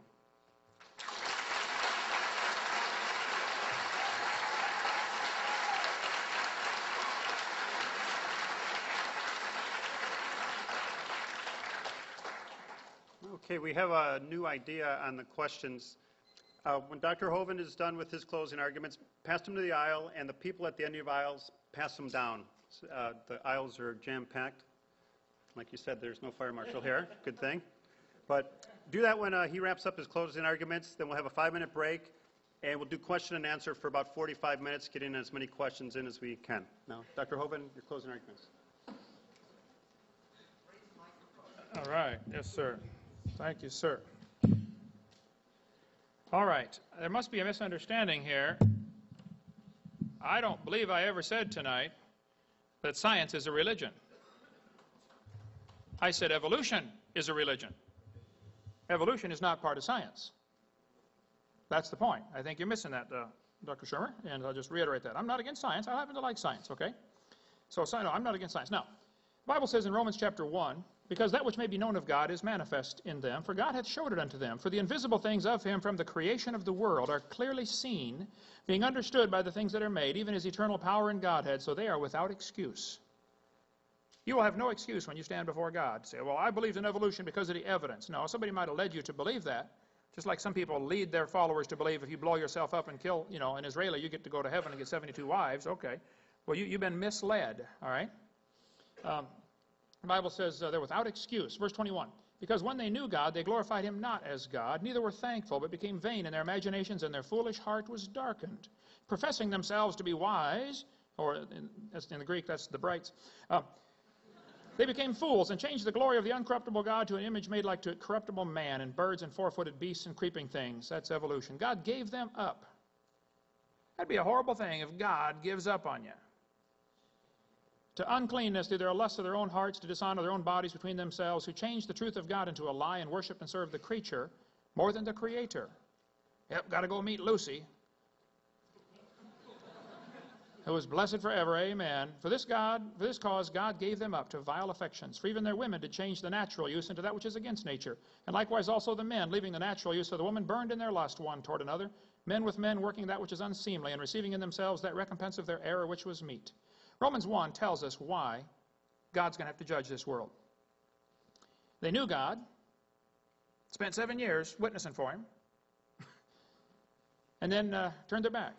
They glorified him not as God. They became vain. That means self-centered in their imagination. They professed themselves to be wise. They became fools. God brought them down to idols and beasts, and God gave them up. Slippery slope happens to civilizations, happens to nations, happens to individuals. Can happen to you, okay? Now, the Bible says the fool has said in his heart there is no God. Wayne Strickland picked out his tombstone, calls himself an atheist. Well, the Bible says the fool has said in his heart there is no God. I like Ray Comfort's book. His crew is video in here tonight. God doesn't believe in atheists. I don't either. Question, my closing. I didn't leave my gorgeous wife and travel out here because I want to beat somebody in a debate. I want to see somebody get converted, okay? All of you are going to die. If you die, where are you going? You ought to think about it because you're going to be dead for a really long time. I don't care how long you live, you're going to be dead longer than that. So it's real simple. God made this world. He owns it. He makes the rules. We are guilty of breaking his rules. If you don't like his rules and you're going to deny he exists for that reason, okay, but you're going to face him anyway. He told us clearly, thou shalt not bear false witness. Don't lie. All of us have lied. He told us, don't steal. We've all stolen. We're guilty, folks. The Bible says God is angry with the wicked every day. I don't do this, travel around and speak at universities and seminars and stuff because I'm in it for the money or in it because I like being gone. Folks, there's a war going on. Some of you kids are being taught things in this university that simply are lies. Somebody's trying to brainwash you against the obvious. There's a creator. There's a designer. So if you died today, where would you go? You're going to be dead. If you're not saved, you're going to be punished. Or Jesus can take your place. 35 years ago, I asked the Lord to forgive my sin, take my place. And I'm going to heaven. It's not because I'm good. It's because I'm forgiven. You can have the same thing. That's why I came. Thank you so much. First question is for Dr. Shermer. How did life originate? What is your best explanation? And do you believe life originated from non-life? And if so, why? Right. An entire chemistry class in, how much do I get, 2 minutes? 2 minutes. Okay.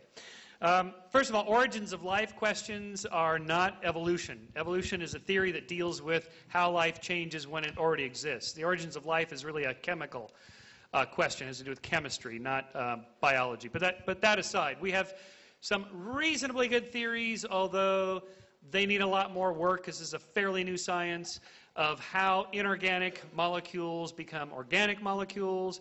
There's a very fine model right now that has a lot of support that clay substrates at the bottom of oceans may serve as nice mediums for which simple molecules can bind and be held in their bindings into more complex molecules, and how even protein chains can be formed and crude cells can be formed, and so on. That's how you get started in the process. So it's a very gradual, slow process. We know that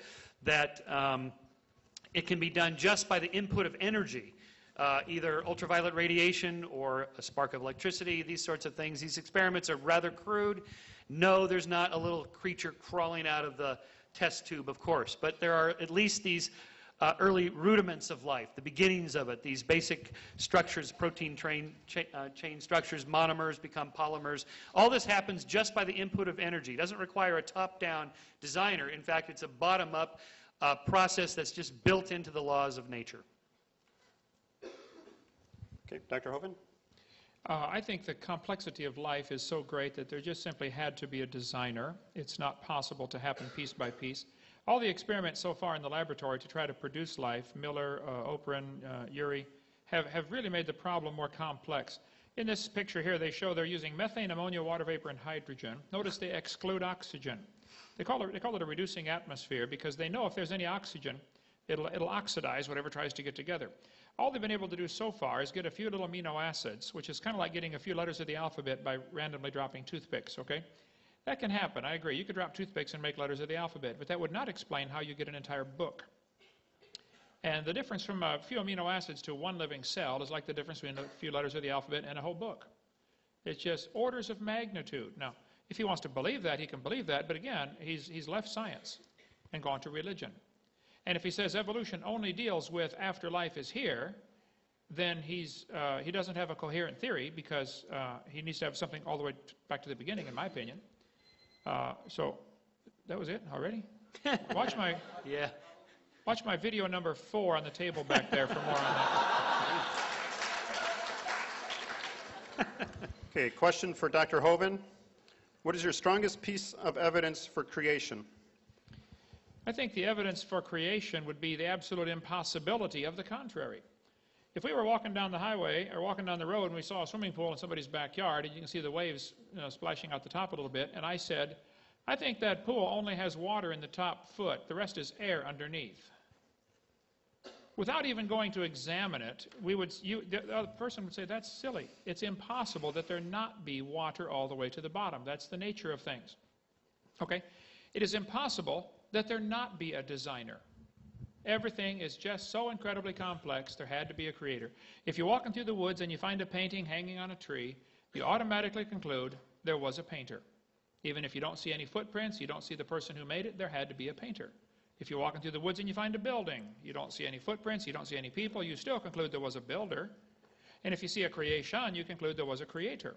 So I think two things. I would say the design in nature is impossible to explain without a designer.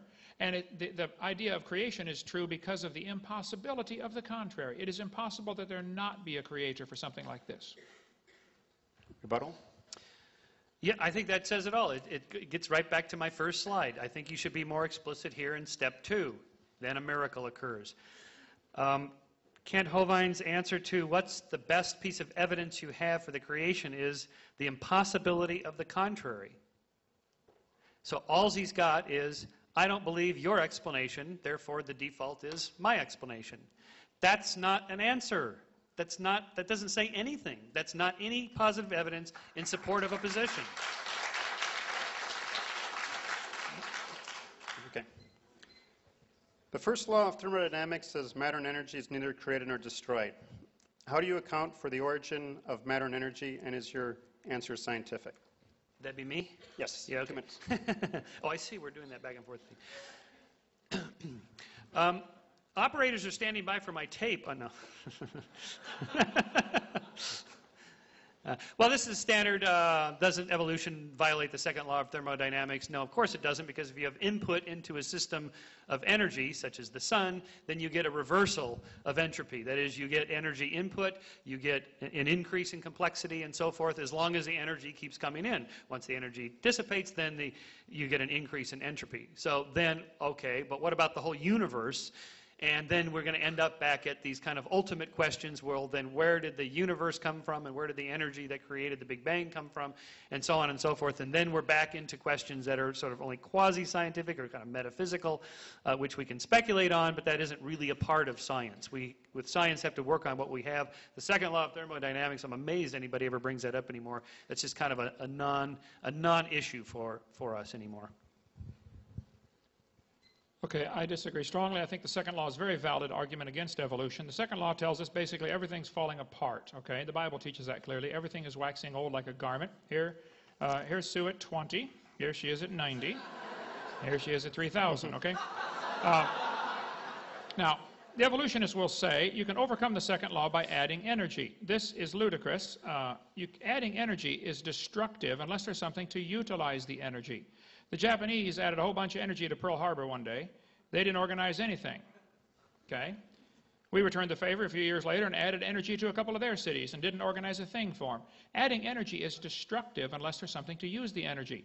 It's true the sun adds energy to the earth, but it's going to destroy the roof on your house, not build it. The sun's energy is going to destroy your entire house. It's going to destroy the upholstery on your car. It's going to destroy the roof on your car. It's going to destroy the paint job on your car. There's only one thing that can use the sun's energy. By the way, the moon gets the same energy we do. Okay? It doesn't make anything up there.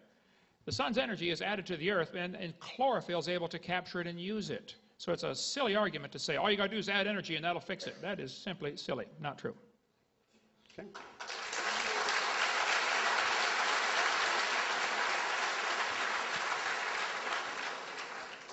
Okay, question for Dr. Hovind. Dr. Shermer held up the example of Lucy's pelvic bone. What is your response to Lucy being a common ancestor between men and ape?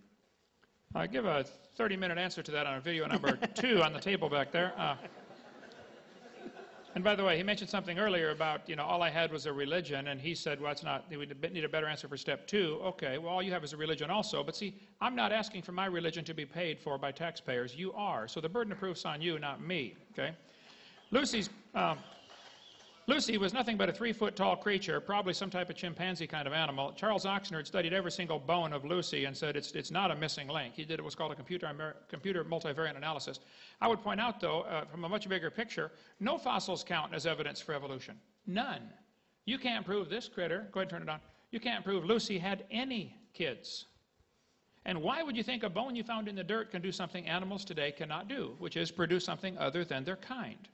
No fossils count as a bigger picture, and even if Lucy is something unusual in the form of a chimpanzee 3 feet tall with a little unusual feature, that still doesn't prove it's evolving to something else. It could have been a creature that went extinct. So this kind of evidence would not hold up for 3 seconds in a court of law. But see, the problem is, evolution doesn't have to be proven in a court of law. It only has to be made believable to a bunch of students who have an academic, where the teacher has an academic and psychological advantage over the students. That's why evolution, the people believe that. The guys who studied Lucy say, look, this is not a missing link. Charles Oxner, I'll show you the reference here, you can check it out for yourself, studied every single bone and said, Lucy, here we go, the various Australopithecines are indeed more different from both African apes and humans in most features than the latter are from each other. It's not a missing link. No fossils count to begin with, and even then, Lucy's not a good fossil to demonstrate evolution. Okay? Taxpayers, here we go. Okay, back to the taxpayers business. Look, what makes it into public science course textbooks is the best science of the day, whatever that happens to be. There's nobody conspiratorially trying to plant it in there because they're anti-religious or anything like that. If the science isn't good, it is taken out of the textbooks, and this happens all the time, including within the biological sciences and evolutionary theory. Things change all the time as new evidence comes in. The reason you don't see creationist stuff in science textbooks is because they're not producing any science. If you want to be taught as a science, you actually have to do the science. And there's no science done. They don't write any science textbooks. They don't publish any scientific papers. All they do is go through science textbooks and science papers and pick out what they think are errors and say, that's our science. That's not science. You actually have to produce something. Produce evidence of a creator, for example, and they don't have that. Thank you. Okay, Dr. Shermer, you say there is evidence for the Big Bang. Can you give us your strongest evidence that it occurred? Oh, I was told there'd be no math in this debate. Well, okay, so this really has nothing to do with evolution. This is a whole different theory. And the larger problem here is that Kent Hovind and so many people have a misinterpretation of what science is. They think of it as the physics lab experiment as the model of what science is. So much of science is inference. So much of it is inferring from different pieces of data, sequences. So much of the historical sciences are not anything at all like a physics experiment.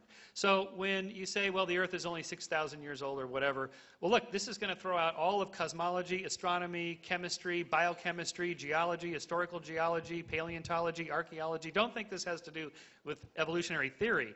All of science is completely wrong if he's right. There's no point of having any science. He says he's pro-science. He's completely anti-science because if he's right, it all goes out the window. So in terms of the Big Bang, well, there's a whole series of pieces of evidence that have to do with how explosions occur, what kinds of elements you would expect to find the most of if this explosion occurred, and we do find them. Again, I said the Big Bang was debated for many decades, and lots of people didn't accept it. A lot of hardcore scientific skeptics didn't believe it until the evidence amounted so much that it just became inevitable to accept it. Well, the sky is falling is what he's trying to say, folks. If we believe in creation, everything's going to fall apart. I mean, all the sciences have to be thrown out. That's ludicrous. All the branches of science were started by creationists. The evolution theory has done nothing for the advancement of science. That's not why we put a man on the moon. That's not why you can do open heart surgery. Evolution is a useless theory, even if it's true. It is absolutely useless as far as science goes. You don't have to believe in creation or evolution to study science. You can learn about the biceps, the triceps, the deltoid, and all the different muscles of the body, and never get into origins. It doesn't matter. No doctor doing surgery cares at all about evolution while he's cutting somebody's heart out to replace it. It's a useless theory. And then there is no advancement in modern science from this evolution theory. The Big Bang theory, I think, is a great hindrance to, and many other theories about evolution are a great hindrance to science. There's all kinds of evidence against the Big Bang. The counter-rotation of at least 2 planets, Venus and Uranus. At least 8 of the 91 known moons are spinning backwards. Some whole galaxies are spinning backwards. 3 planets have moons going both directions at the same time. This can't happen with the Big Bang. You need to study some physics on that one. Thank you.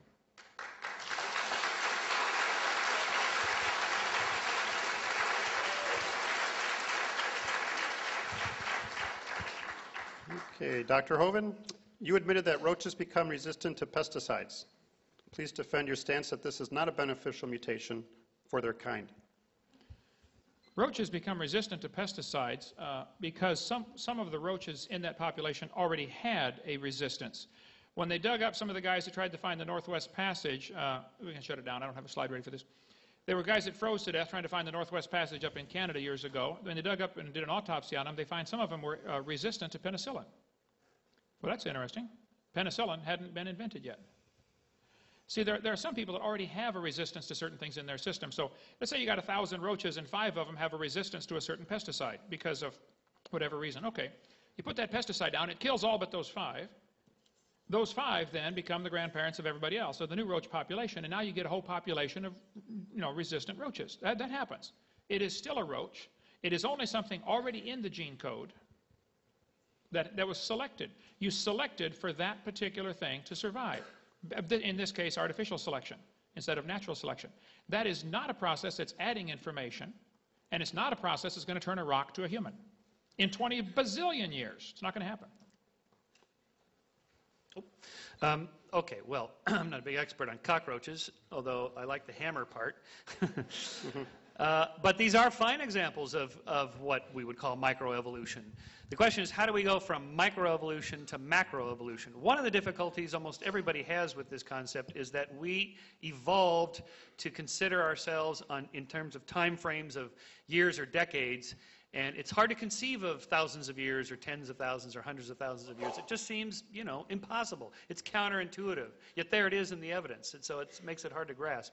We see the changes. We see the dogs changing in the course of 15,000 years, humans in the course of 150,000 years with all the variety we have today. There it is. It's in the genes. It's in the fossils. It's corroborated across all these different independent lines of inquiry. It's the power of genetic variation and selection, which is a bottom-up designer. Okay. Okay. Now, this was a question directed to you. What would you say is the creationist's strongest argument for the existence of God? Oh, okay. This is like on your application to graduate school. It says, what's your weak point? I always put like chocolate. I study too hard. Something like that. I actually think that the best arguments creationists have today for inferring design in nature are probably those of William Dembski, maybe, with the irreducible complexity of complex structures like the flagellum and so on. We have terrific answers for these. This little debate has been going on for about 6 years now. But I think those are the best arguments for inferring design, which has nothing to do with inferring God. In fact, they purposely say that that's not what they're trying to infer, although it's pretty obvious they are.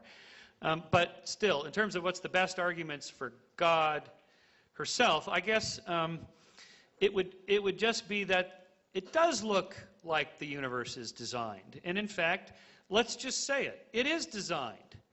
It's a kind of a jury-rigged, bottom-up designer, but that is a kind of design.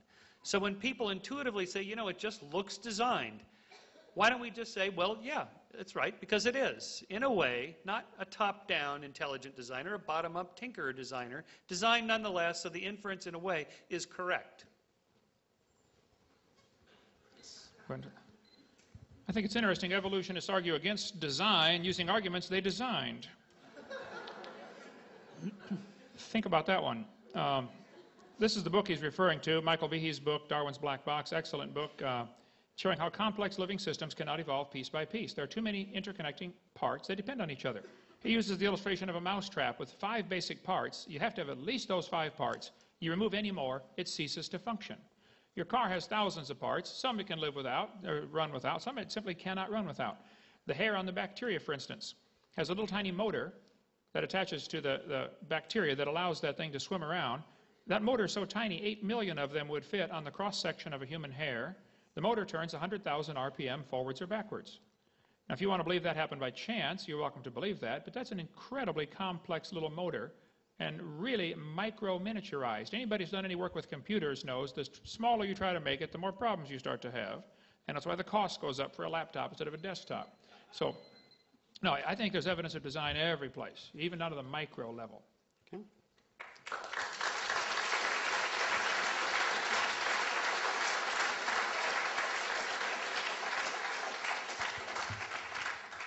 Okay, dinosaurs. What are your opinion on dinosaurs, Dr. Hoven, and where do they fall into the creation versus evolution argument?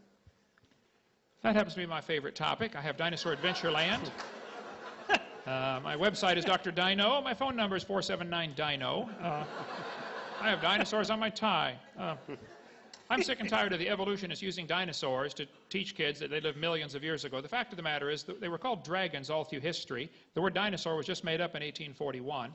These creatures have always lived with man. There are thousands and thousands of legends and cave drawings and artwork, and video number 3 on the table back there covers all that. Dinosaurs have lived with man all through history. They simply called them dragons. The Bible says before the flood came, the people lived to be 900 years old. Well, reptiles never stop growing. Even today, they don't stop growing. Most species don't. So in the pre-flood conditions, the reptiles would grow to be gigantic. They were dinosaurs living with Adam and Eve. Then Noah took them on the ark. Probably babies. Just be sure to get a pink one and a blue one. And after the flood, people killed them, and all through history there are stories of people killing dragons. And there could be a few still alive today. There have been thousands of sightings like Loch Ness Monster, Lake Champlain Monster. A dead one washed up on the beach in California, 1925, a dead plesiosaur. Fishermen watched it get killed. There are pictures on my website, and I have them here, but I don't have time to get them up because I have 7,000 slides. So if you'd start asking the questions in the same order that I have the answer, it'd be a lot faster. Will do. We need to have live internet and just Google ready to go. Okay, there's my answer.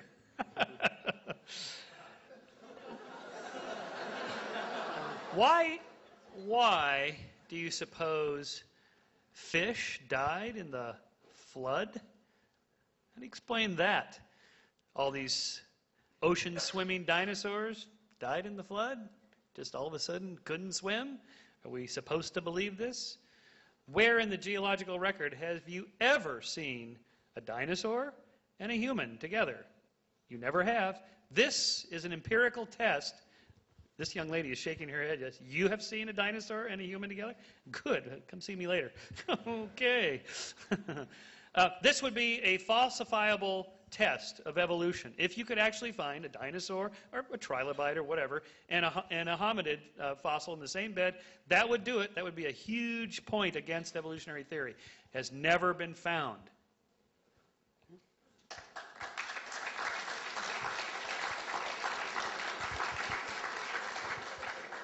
Okay, Dr. Shermer, regarding bird evolution, is there any living or fossil evidence that a leg became a wing and a scale became a feather?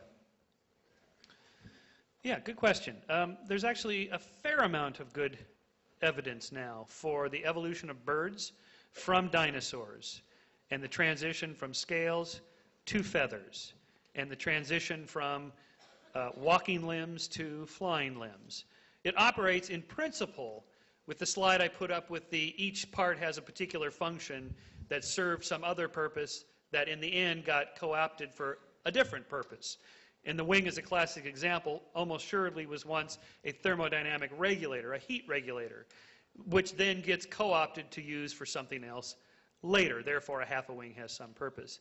In terms of the fossil record, it's pretty good now. We actually have quite a few transitional fossils from dinosaurs to birds. And there's a number of paleontologists that think today the dinosaurs are still living, not as dragons in the Bible. By the way, where are the unicorns that are referred to in the Bible? Where are those, either in the fossil record or today? I'd like to see one of those. Another one of those interesting tests that continues to get failed. So in terms of the paleontological record, it's pretty good. We have to remember that most beasties that die get eaten. They don't fossilize, hardly any fossilize. So it's an amazing fact that we have so many fossils that we do. It's an embarrassment of riches. Okay, I disagree strongly. Every one of the so-called evidences for dinosaurs turning to birds have been proven wrong. Archaeoraptor was listed as proof for evolution, the missing link. National Geographic, breaking news, we found the missing link. A couple of months later, oops, we got fooled. Some Chinese guy glued a bird tail on a reptile and sold it for $80,000, and the Smithsonian bought it. There's a Chinese smuggler that brought it in. A great embarrassment to modern paleontology from USA Today. We can go all day about that.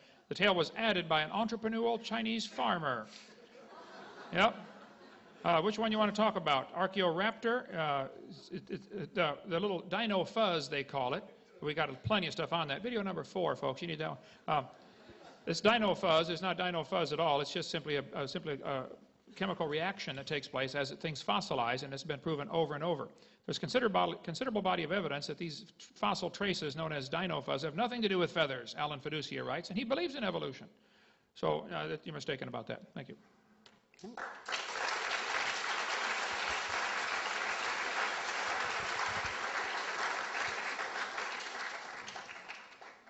Question for Dr. Hoven. How do you account for most people's belief that the Earth is 4.6 billion years old, carbon dating, radioactive dating, potassium argon dating? Go ahead and put the screen up there while I've got it here. This is the California's Nessie washed up on the beach. California, I told you about earlier, had a neck 20 feet long. Everybody said it was a plesiosaur right up here in California. As far as carbon dating, anybody who believes carbon dating works doesn't understand the problems associated with it. And it's not true to say the majority of people believe in evolution or believe the Earth is billions of years old. The majority of Americans do not believe the Earth is billions of years old. As far as carbon dating, when it was first invented in 1947 to 53, Willard Libby invented it at the University of Chicago, got a Nobel Prize for it, and then moved to Stanford. In 1949, the lower leg of a mammoth, carbon dated 15,000 years old, but the skin was 21,000 from the same animal. Talk about a slow birth.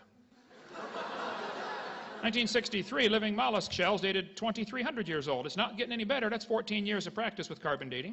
1970, they said if a carbon date supports our theories, we put it in the main text. If it does not entirely contradict them, we put it in a footnote. If it's completely out of date, we just drop it. 1971, freshly killed seal dated 1,300 years old. 1975, one part of a mammoth is 40,000 years old, another part's 26,000. It's not working.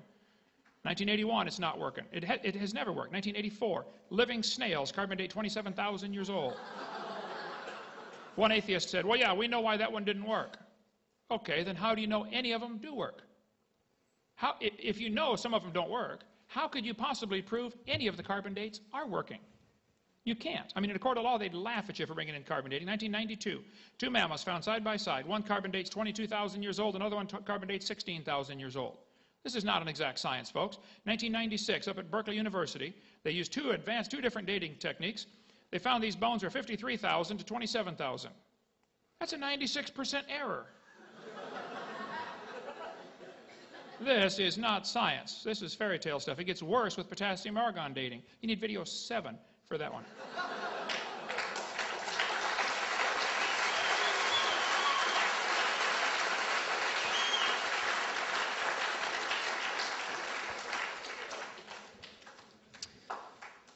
I wrote a book called Denying History. It's about the Holocaust deniers. Here's their reasoning. You know, those Holocaust historians used to say that there were 21 death camps. Now they're saying that there's only 6. See? They're wrong. There was no Holocaust. Holocaust historians used to say they gassed people at Dachau. Now they're saying they didn't gas people at Dachau. See? They didn't gas anybody anywhere. This is the same line of reasoning that the evolution deniers use as the Holocaust deniers. In fact, of course, everybody makes mistakes. Errors and fakes have nothing to do with the large body of knowledge to tell us what's actually true about history and the past. The fakes, by the way, and all these errors were exposed not by creationists, but by scientists, because scientists have integrity, and the science itself has a built-in self-correcting machinery that drives it toward better and more accurate facts. Okay.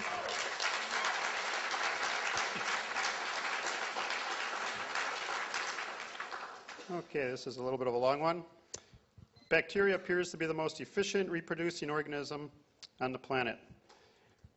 What is your best evidence that for the origin of meiosis, male-female reproduction? Well, bacteria are the dominant form of life on Earth. And in terms of how they evolved, reproductive methods has to do with really the going back to the beginnings of how monomers turn into polymers, how polymers turn into long protein chains, how long protein chains turn into something like RNA, how RNA starts to replicate into DNA, and so on, into a complex reproductive system as we see in bacteria today. We have a fairly good understanding of this in 2 ways. One, through the vast variety of complexity of life today, where you have from simple to complex organisms, and you can see the historical sequence in the different kinds of reproductive methods that there are, and from simple to complex, how they range. That's part 1 of a historical science. The same way that astronomers know how stars evolve by looking at different stars alive, if you will, today at different stages. The second way is looking at the actual cells themselves and the structures within them.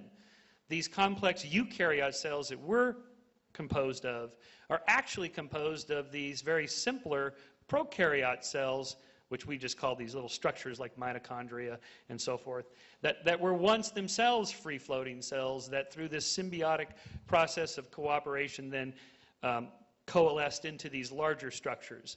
And so these 2 ways show us, again, historical sciences are by necessary inferential, from which we have to infer from several lines of evidence. We now know this, again, through these independent lines of inquiry that converge to this same conclusion. Okay, that's a fairy tale, if I ever heard one, because it's here, it must have happened. That's like, you know, the motor slowly evolved to fit into the car, and, you know, like this. This is a misunderstanding and a gross oversimplification of how complex bacteria are. Bacteria are really complex. People say, don't bacteria become resistant to drugs? That's proof for evolution. Well, that's based on a misunderstanding, okay? Dr. Spettner points out it's based on a misunderstanding, for the mutations that cause antibiotic resistance still involve information loss. For example, to destroy a bacterium, the antibiotic streptomycin attaches to a part of the bacterial cell called ribosomes. Mutations sometimes cause a structural deformity in ribosomes. Since the antibiotic cannot connect with the misshapen ribosome, the bacterium is resistant. But even though this mutation turns out to be beneficial for the moment, it still constitutes a loss of information. No evolution has taken place. The bacteria are not stronger. In fact, under normal conditions with no antibiotic present, they are weaker. Example would be if somebody's going through town handcuffing everybody, hauling them off to kill them, and you don't have any arms. They can't handcuff you. So you survive the purge. Well, it might be beneficial for the moment, but it's still a loss of information and puts you back in the population with armed people, and you're going to be at a disadvantage. So no, bacteria, bacteria are incredibly designed, not evolved. Okay.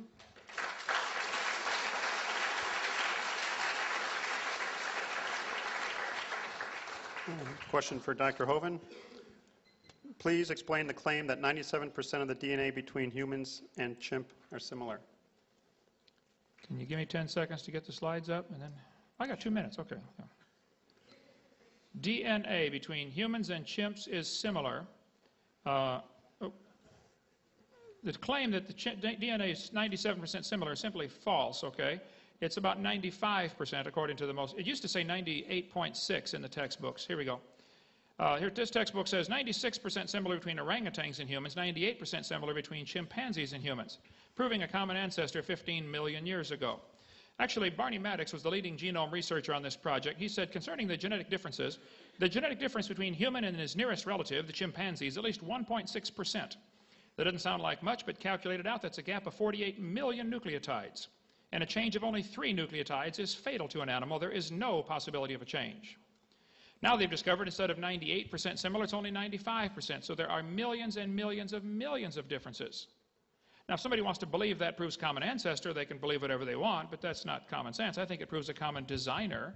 That's why they're similar structures in many things. The Honda Prelude and the Honda Accord are very similar because they both evolved from a skateboard by the same logic. The idea that the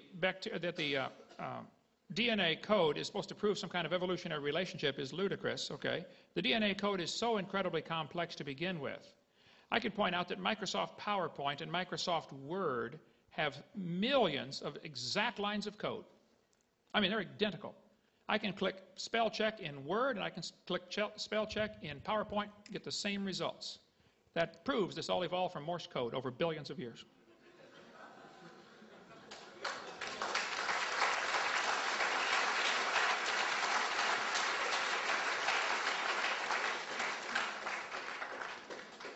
Well, whether the DNA sequence similarity is 98.6 or 95.2 or 97 is, in a way, irrelevant. The number keeps changing because that's how science works. It keeps refining and testing and changing and so on. It's one of the beauties of science. There are no final absolute truths. You're not going to read in Genesis what the number is. It's done through DNA. The DNA sequencing themselves is only one measure of commonality between us and the other great apes, and then us and the monkeys, and us and other mammals, and so on.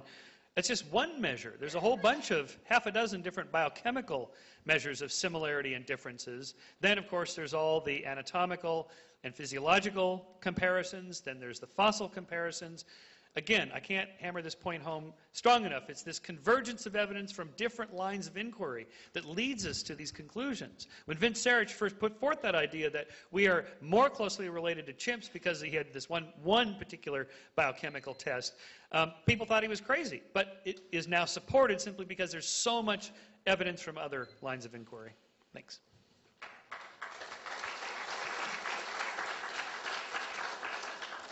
Okay, last 2-minute question for you.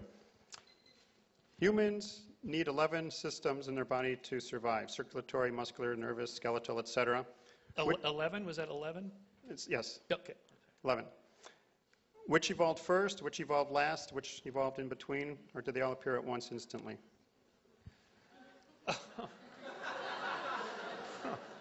Oh, man. All right. This isn't even quite the right question because it infers that all systems had to be in place for the thing that we call a human to be a human. But that's not how evolution works. It's not the 747 out of the junk pile of parts. That's not how it happens. It's this long, slow, gradual tinkering process. Circulatory systems, muscular systems, and so on. All mammals have these, and all organisms going all the way back hundreds of millions of years have these various systems of different kinds. It's why we have these kind of poorly designed, good enough to get by, systems that we have, because they're from these common ancestors from long before. Our legs, the veins in our legs are okay. It would be nice if there were more valves and they were a little stronger, because with bipedalism you have more blood pressure from top to bottom than if you're a quadruped. But we began as a quadruped, so we're stuck with the veins and valves that we have that have been slightly modified and improved. An intelligent designer would have made them much better than they actually are. Same thing with lower back discs. If we were designed to be bipeds, it would be great if the discs were much thicker and denser and didn't wear out so quickly. Yet, especially if you lived 900 years, your back would never make it. But we weren't designed by an intelligent designer. We used to be quadrupeds. There was far less pressure on the lower spine than there is now. That's what I mean by this bottom-up tinker. It works fairly well. We get by fairly well, but not in any kind of incredible, omniscient, perfectly designed structure, which is what you would expect from a top-down designer. What you actually see is perfect evidence of a bottom-up tinker called evolution.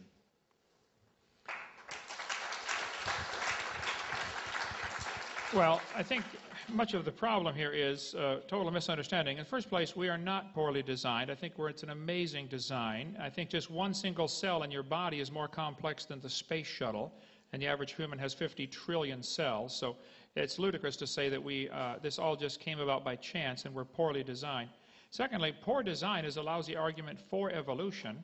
Especially when you consider, as I said earlier, we are a copy off of a copy off of a copy off of a copy off of a copy off a copy of Adam. It's amazing we're sitting here talking about it. You take a piece of paper, copy it on the copy machine. Now take your copy and make a copy. Take that copy and make a copy. Do that about 1,000 times and see if you can still read it. Get a computer program, any computer program, make a copy it onto a disk, then copy it to another disk, then copy it to another disk. Do that 1,000 times. See if it'll still run. That's the DNA code that we have, folks. It's incredibly complex. I think the only reason anybody would say this happened by chance and there was no designer is because they don't want to find that designer. The atheist can't find God for the same reason a thief can't find a policeman.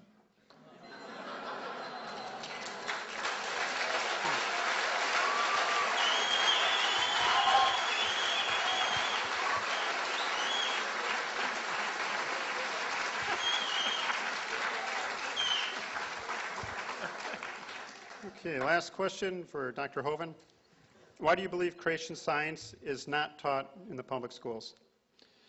Well, in the first place, it is taught in thousands of public schools. There's never been a law against teaching creation science. There were two states that passed laws to require creation be taught, Arkansas and Louisiana. The court struck both of those down, wisely, I suppose, because if you passed a law that said teachers are required to breathe, they would strike that down too. Okay, you can't require somebody breathe, and you can't require they teach creation.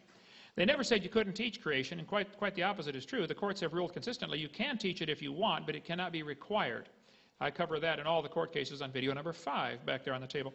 There are thousands of teachers that do teach creation. I teach creation. I go into public schools quite often and teach. We have public schools come visit our Dinosaur Adventureland, and we teach them creation. It's not a problem.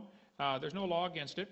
And I'm not against teaching evolution in schools either. As I said earlier, I'm against teaching lies in schools. Don't tell them you have a vestigial tailbone, or the snake has a vestigial pelvis, or the whale has a vestigial pelvis. Don't lie to the kids. I mentioned in Arkansas House Representatives Committee considering a bill in Arkansas to not buy textbooks with lies in it. We went through 30-some lies in the textbooks, and one of the representatives said, is it true all these things are lies? I said, yes, I went for 45 minutes. These are lies. One evolutionist got up afterwards and said, well, this is an anti-evolution bill. The representative said, evolution's not mentioned in this bill. This bill just says don't lie to the kids. And this evolutionist ACLU lawyer there said, well, all these things are used to support the evolution theory. Well, duh, if that's all you've got to support your theory is lies, get a new theory. That's the way science works. Be skeptical. When you got to use lies to support your theory, you ought to be skeptical of that, Michael. Come on now. You can write an article on that. All right, let's be skeptical. Sure, let's do it. Okay. Sure, let's hear your new theory, Kent Hovind. What is the theory you have to offer to replace the scientific theory of evolution? The answer is no theory. There is no theory. No, I've got a the reason it's not taught in science classes is because it's not science. There's nothing to teach. If you got anything out of tonight, you heard there's nothing to teach. All you would do is say, God did it. Okay, what do you want to do for the rest of the hour and for the rest of the semester? There's nothing to teach. There's no science. If you want to teach it in Bible classes, fine. Religion classes, theology classes, fine. But there's nothing to teach. There's nothing to do. There is no science. That's why it's not taught. Okay. Well, this concludes our debate. Let's give him a round of applause.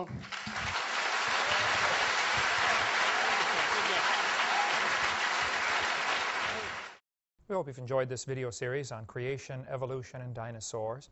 Much more important, though, than knowing all the truth and facts about science is to know the truth about whether you're going to heaven or not.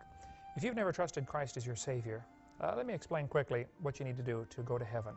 The Bible says we're all sinners. We've all broken God's laws. We've disobeyed the Creator. We've done wicked things. We're sinners. Some are worse than others, at least in man's eyes, but we've all broken God's laws. And the Bible says you have to repent. The word repent means to turn. It actually means two things: to turn from your sin and to turn to God. God's looking for a change in your attitude where you say, Lord, I don't want to do wrong anymore. I'm sorry, I've offended you. I want to do right. And you turn from sin and you turn to God and say, God, would you please forgive me? Would you save me? The Bible says in Romans chapter 3, verse 23, that all have sinned and come short of the glory of God. You need to admit you're a sinner. Number two, the Bible says in Romans 6:23, the wages of sin is death. We deserve to die and go to hell because of our sin. But Jesus died for you. He loves you. He wants you to come to heaven. And anybody that will ask Him for the free salvation, God will give you the gift of eternal life. It says in Romans 6:23. It's a free gift. And it says in Romans chapter 10 and verse 13, whosoever shall call upon the name of the Lord shall be saved. If you would just call and say, Lord, I'm a sinner, would you please forgive me? And ask Him. He will give you that free gift of eternal life. Why don't you just pray with me right now, and you could receive Christ as your Savior. There's no magic words. God's looking at your heart. But if you could say this and mean it, God would forgive you. Just say, Dear Lord Jesus, I know that I'm a sinner. I've broken your laws. I'm sorry. Please forgive me. Please apply your blood to my account. Forgive my sins and take me to heaven. In Jesus' name, amen. The Bible says if you call upon the Lord, you shall be saved. So if you've asked the Lord to save you, He promised He'd save you. Now your job is to grow. Read your Bible, pray, get involved in a good Bible-believing church, and begin to grow to be a good Christian. Thank you so much. Call or write if we can be any help at all. We'd be glad to help.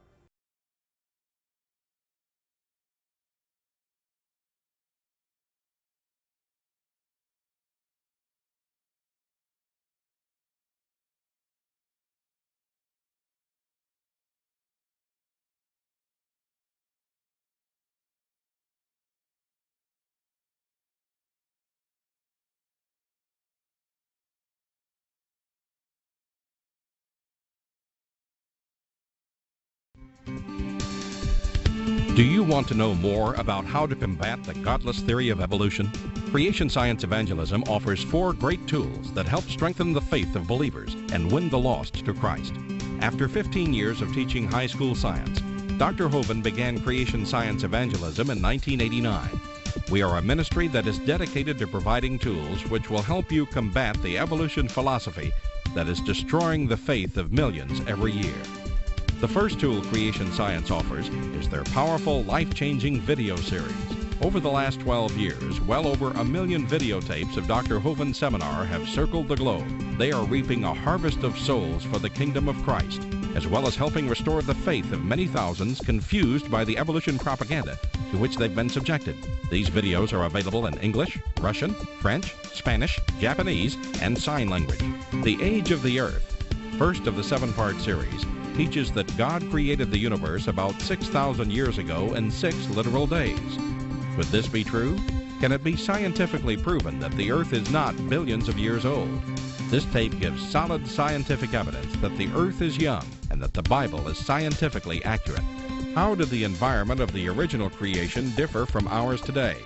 And how would this allow men to live over 900 years? Can Christians have a good explanation for the existence of dinosaurs? Could some dinosaurs still be alive today? These and many more questions are covered in the 2nd and 3rd part of the series.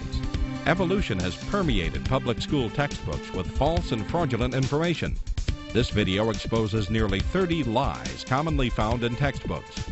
Every public school student, teacher, and school board member needs to watch part 4 of this series. Find out if you have been lied to in your textbooks. Discover the terrible difference evolutionary beliefs have made in the past as well as in recent history in our video number 5. Dictators throughout time have used their evolution-based philosophies to rationalize their brutal actions. Learn how evolution propaganda is being used today to prepare people for the New World Order. This is just a taste of all the information the 17-hour seminar series has to offer. Also available are college courses that expand on the seminars in great detail. For those who can handle a more confrontational atmosphere, our debate series is just for you. I said, now, Mr. Patterson, if you think the tailbone is vestigial, I, Kent Hovind, will pay to have yours removed. Dr. Hovind has debated a wide range of atheists and evolutionists all over the country. And you're sure to find these 12 debates very exciting. These would be perfect to present to that scientifically minded person who likes to argue their point. Our topical series includes exciting topics like why evolution is stupid, public school presentation, children's video about dinosaurs, the Bible and health, Leviathan, the fire-breathing dragon, and many more. Creation Science also offers a variety of visuals like the longevity chart, which presents the entire lineage of Adam to Joseph as given in Genesis. It's exciting to see exactly how many generations were alive at the same time. Hundreds of books on a variety of subjects, videos on incredible creatures that defy evolution, t-shirts, fossils, and more. Make Creation Science Evangelism the one-stop shopping center for your creation material needs. Our two websites, www.drdino.com and www.dinosauradventureland.com, provide our second tool for evangelism.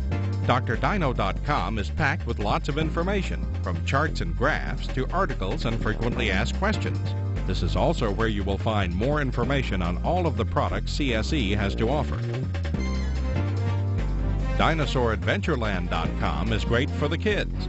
They can play lots of fun games and see unusual rides and activities located at Dinosaur Adventureland in Pensacola, Florida. Thousands visit our sites regularly to gain insight into God's creation. The third tool available to you is the live seminars conducted by Dr. Hovind and his son Eric. Since 1989, Dr. Hovind has held seminars and debates in hundreds of churches, schools, and universities in 49 states and 30 foreign countries. His fast-paced, illustrated seminars cover diverse topics, such as evidence for a young Earth, how long Adam lived, dinosaurs living with man, where races came from, radiometric dating, and much more.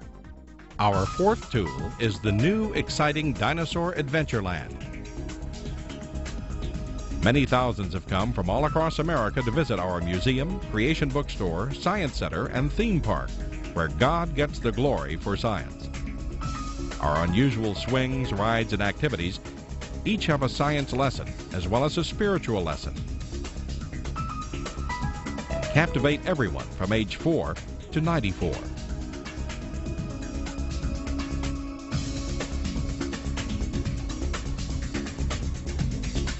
To order material, find out how to schedule a seminar at your church, or get more information about Dinosaur Adventureland, write to us at Creation Science Evangelism, 29 Cummings Road, Pensacola, Florida, 32503. Or call us at 850-479-3466. Or toll free in the U.S., 877-479-3466.